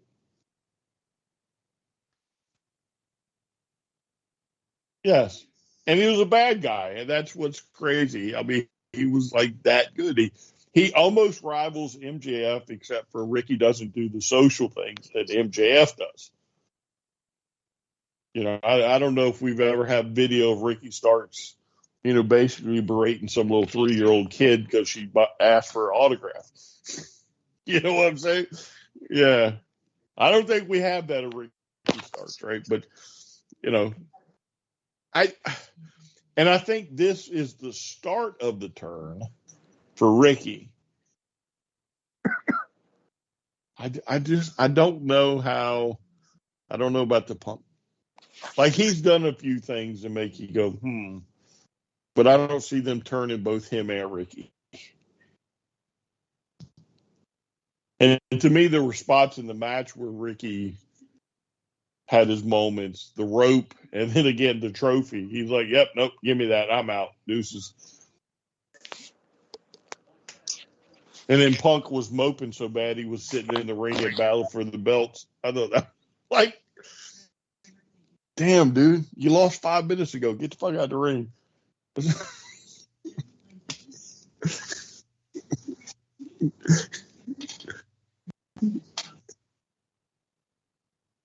Yeah. Yeah. But, nope. But, I mean, now again, I like, there was part of me when that happened, like, he grabbed the ropes, that I was like, oh, Ricky's gone rogue here. You know what I'm saying? Like, Ricky's going off script. Like, that's how well, to me, that little segment was done. I mean, you legit have the referee. Well, yeah, I mean, I clearly think that's the way this is played. You know, this was done in such a way. And again, maybe Ari was what do you call them? Produced this match also, right? Maybe they were like, well, let's do this. Let's have the referee look at the very last second. As soon as he drops his hand for 3, you know, and he doesn't quite know if Ricky's got the ropes or not. Then we can have Punk just like sit in the ring and mope, and then have Ricky like, I pulled the fast one. None of y'all saw that coming. Run up and grab the trophy, just turn around and walk off. Bye, bitches. Yeah.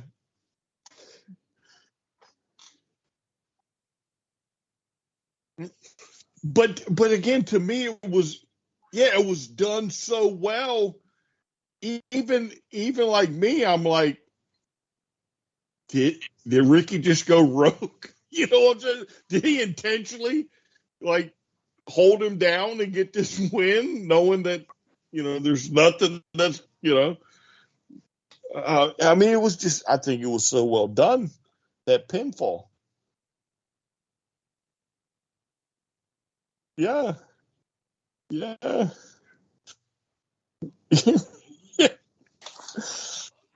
Yeah. Yeah. And again, the streamers have all come down, right? And you're like, oh, Battle of the Belts, you expect Punk to be gone by the time Battle of the Belts starts. No, he's still sitting there. First thing you really see Battle of the Belts is Punk's just staring up the walkway.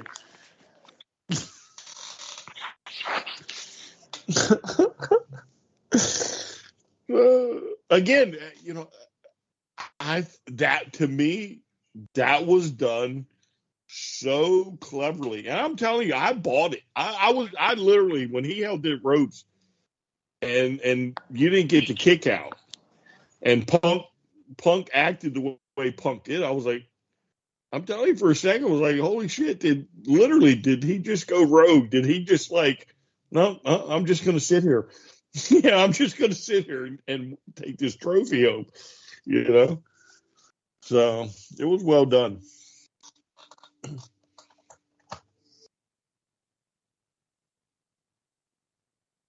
Mm-hmm.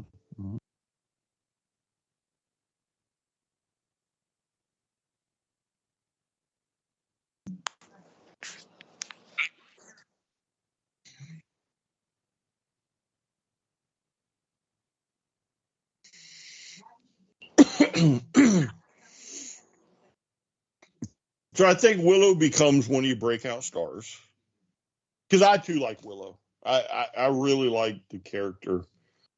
I like the the bubbly personality. She's one of the only few good guys that I really like. Normally I'm a bad guy, but I really like Willow. I think when she won the title in Japan, it was a blessing in disguise, because we all know she probably wasn't meant to win it to begin with, right? Yeah, but through an injury, she gets the title. Okay, she carries it a certain way. She doesn't have long with the title to really establish herself with it, but she has the title, and she probably showed them a thing or two, and it's maybe we revert course and we start pushing her, because I guess what Friday, what is Friday? In Friday, Death Before Dishonor, whatever the ROH pay-per-view is. And I think Willow gets a.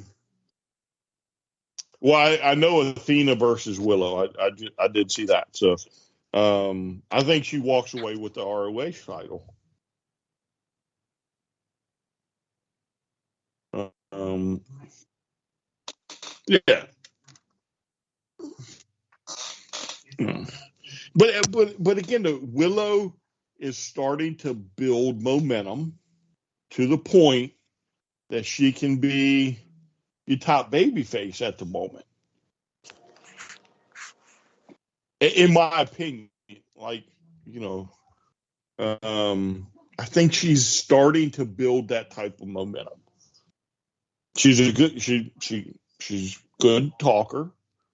She's got a great smile, great personality. She's got everything you want in one of these baby faces. You know,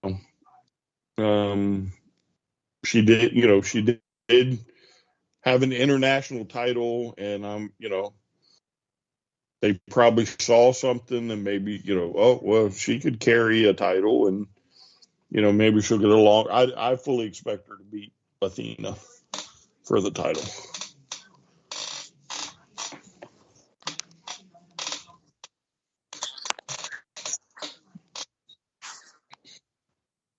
Mm-hmm.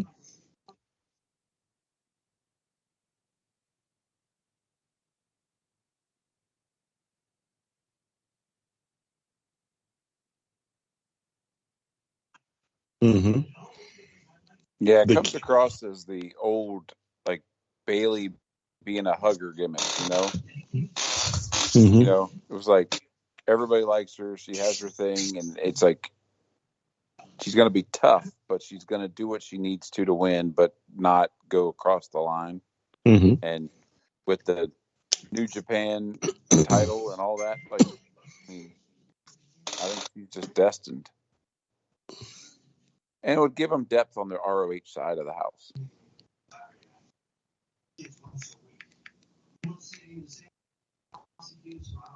All right, so I threw one to Stan. Now it's my turn to throw one for Rob. Yeah. Ready, Rob? Sure.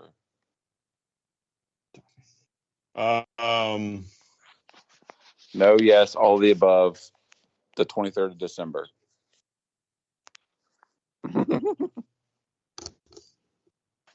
Hold on a second. All right. So, did you get something in the mail today, Rob? I did. Why don't you elaborate? I was a little bummed because it was dented. Ooh, Denton. But, all right, Denton's aside. Oh, go on, tell him. Tell him what you got, boy. well, I got the new edition of the All Elite crate. And right out the box, a really cool Sting shirt. I like the Sting shirt. It says the 1990. It's the red, white, and blue. Sting with short hair. I like it. The second T-shirt is an MJF Kiss the Ring. Reminds me of the old, like, you know, the T-shirts back in the day when your sports team or whatever would win a championship and they put all the T-shirts out, you know. Stan's favorite. We have Super Kick socks, Tag Team Edition, which is the acclaimed Scissor Me Daddy socks.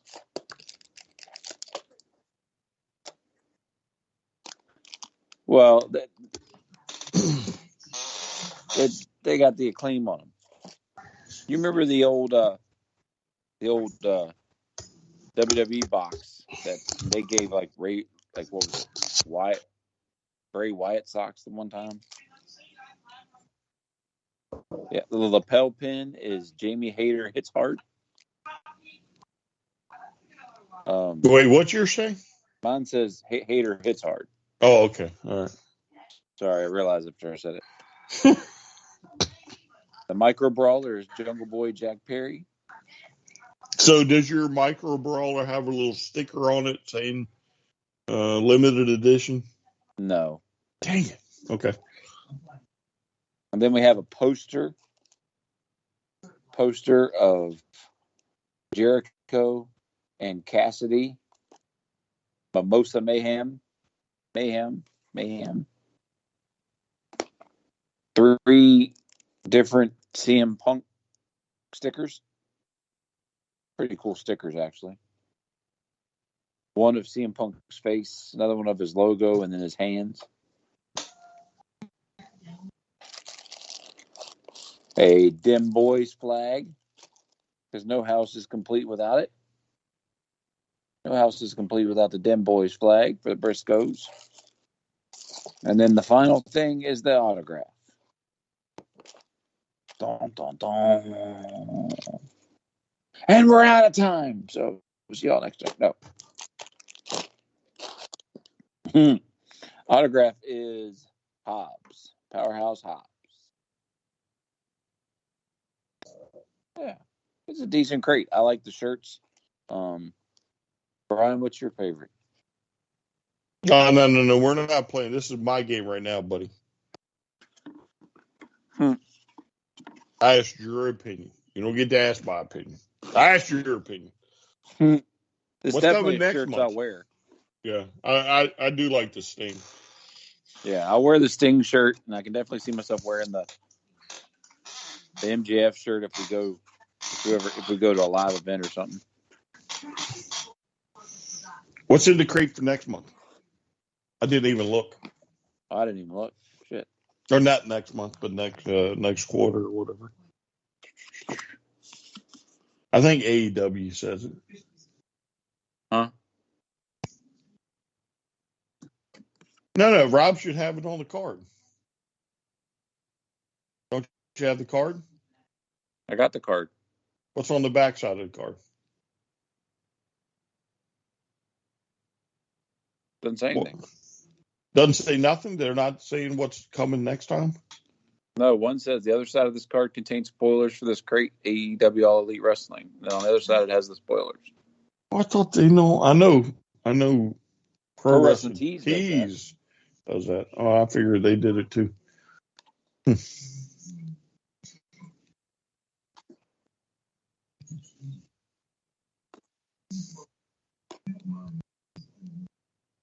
$50.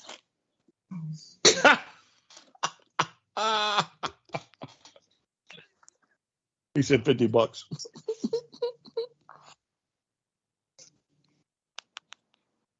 Right. There's right. no doubt that that shirt could probably fetch you about 20.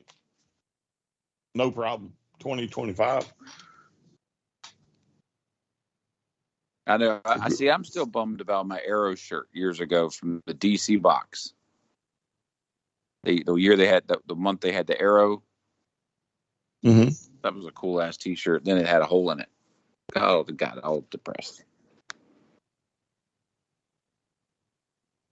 All right. Let's see real quick then before we go off air.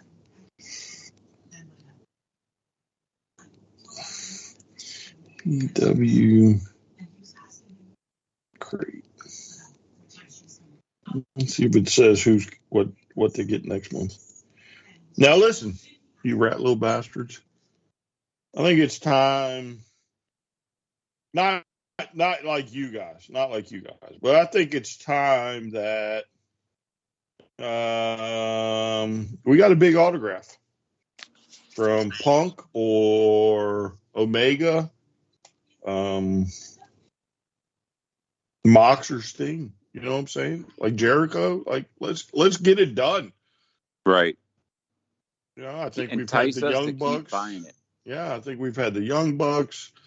Adam Page, Adam Cole, I think maybe. No, maybe that was Pro Wrestling Tees. Anyway, you've had a lot of the big stuff. The two boxes I've got was Ruby Soho and Hobbs, so we need to step it up. Already, this is what plus be the first receive. What happened? Brand new Michael Brawler product. All right, you ready? Hello.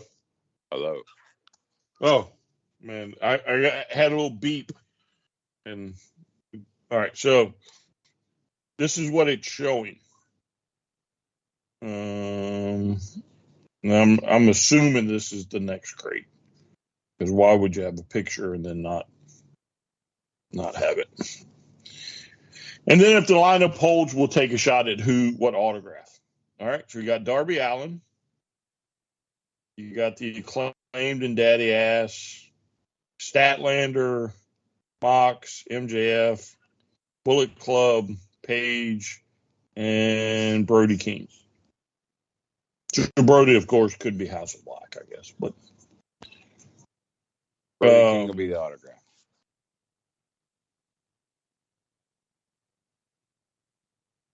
You think Brody would be the? Well, I don't know.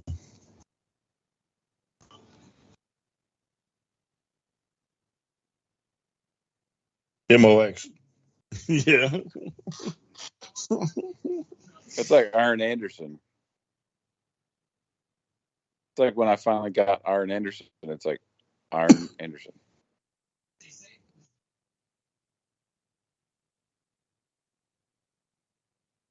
Mm-hmm. Well, then did you all watch the Cody Rhodes' video of him like autographing the stuff for WWE? Like They'll have a video of him, and like one table's got all the weight belts, and then a whole nother table, he's just sitting there, and he's got a pen, and there's like the 11x14 pictures, and he's just sign it, and then there's a person off of camera that takes it away, and he doesn't move his hand. He just signs his signature, just sits there, and they move the stuff. Well, you should go look at the Cena one from I forget what year it was, but I mean, he like legit had tables full of pictures. I think it turned out, I mean, it was some crazy, ridiculous number. And that's all he did. I mean, he came in at like 12 o'clock in the afternoon, and he would sign, he'd pull it off, sign, he'd pull it. I mean, it was that fast. Them piles were dropping quick because he would just sign and you'd just take it right off. Yeah, I've watched videos of NASCAR drivers like Kyle Busch. They're like, oh, you wonder what I did today? Well, here's what I did today, and it's a video of him in like a banquet hall, and there's just tables all over the place with his like, there's helmets, there's cars, and he's just on a rolling stool with like earbuds in, just like signing his name, going down the line. Mm-hmm. I mean, I could think of worse jobs. So anyway, my money's hopefully on the Bang Bang Gang. Yeah. The Juice. Yeah. Now I got to get me a new Bullet Club shirt too. I think Bullet Club will be the Bullet Club, and the Acclaimed and Daddy Ass will be the shirts.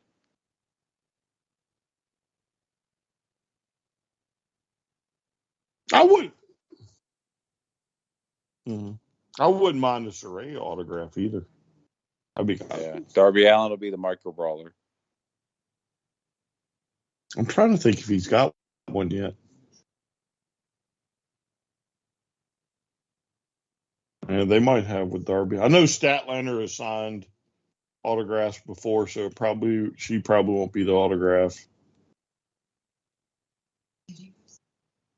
And again, if this is the list for next time, which it probably should be, I would think.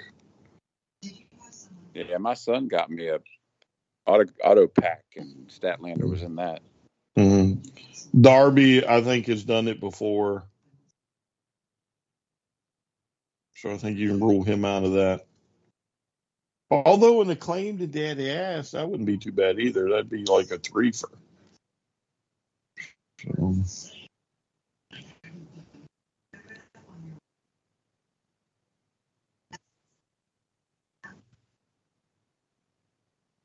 What's he going for? That's not bad. Yeah, I need to put 2 big totes full of T-shirts on eBay. Listen, out of all the crates from Pro Wrestling Crate and the WWE, which I did, I think a year and a half before I canceled that, because that was when the WWE was that every month. All right, so I did eventually 2 years worth of that. AEW, and again, Pro Wrestling Tees, it's 2 T-shirts per case. Per month. Yeah, Pro Wrestling Tees is per month. And I only missed out on 3, the first 3, maybe only the first 2 of Pro Wrestling Crate. So you do the math, but I don't know how many years I've been collecting that. But again, I either got the 3rd, started at the 3rd or 4th. And we're talking 2 T-shirts per crate per month. And something tells me at one time there might have even been 3. I don't remember. Like, I got 2 full totes upstairs of wrestling T-shirts out of these crates. And don't forget your Star Wars crates, the Marvel crates, the DC crates. Like, yeah, I do, but I don't think I put those in with the wrestling ones. I think the wrestling ones are separate. Like next time y'all come over, I'll show you. I might even let you go through it. Maybe for the right price. That. Yeah, for the right price. Because there might be an Arrow shirt up in that motherfucker. Nah, I don't think there's. I really don't think I might have put the other crate shirts in there, but I think it's strictly wrestling shirts. The only other crates I got that you never got was the DC Finest. I got you got the DC Funko ones where I got the Marvel ones. Yeah, and then I got the DC Ultimate Collectors ones. Like it was like Wonder Woman was one, and no, Batman. I got those. You got those? Mm-hmm. I did a year's worth of those. Mm-hmm. The one with the high end, the higher end type stuff. Yeah, I did those. The Lasso of Truth Charger. Yeah, I'm legit. I'm getting ready to have to start my third effing tote. Well, fucking wrestling t-shirts.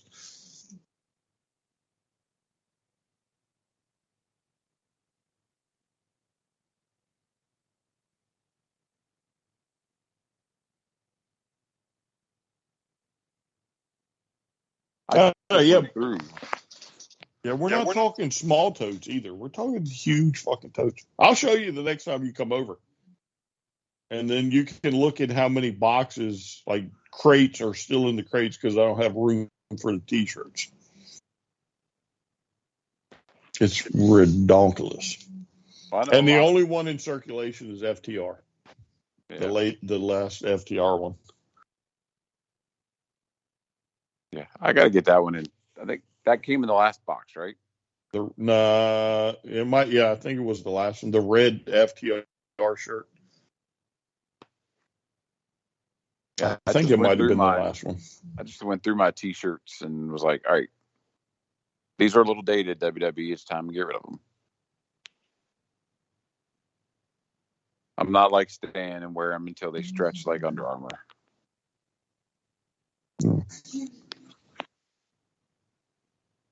Where's your folks? Stan wears your shirts till they get stretch marks.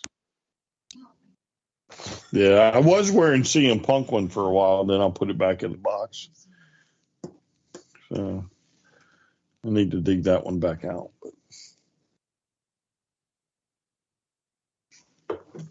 And some of them are actual nice, like, pieces of art on some of these things. I think there's a really cool Foley one and a couple other really nice ones.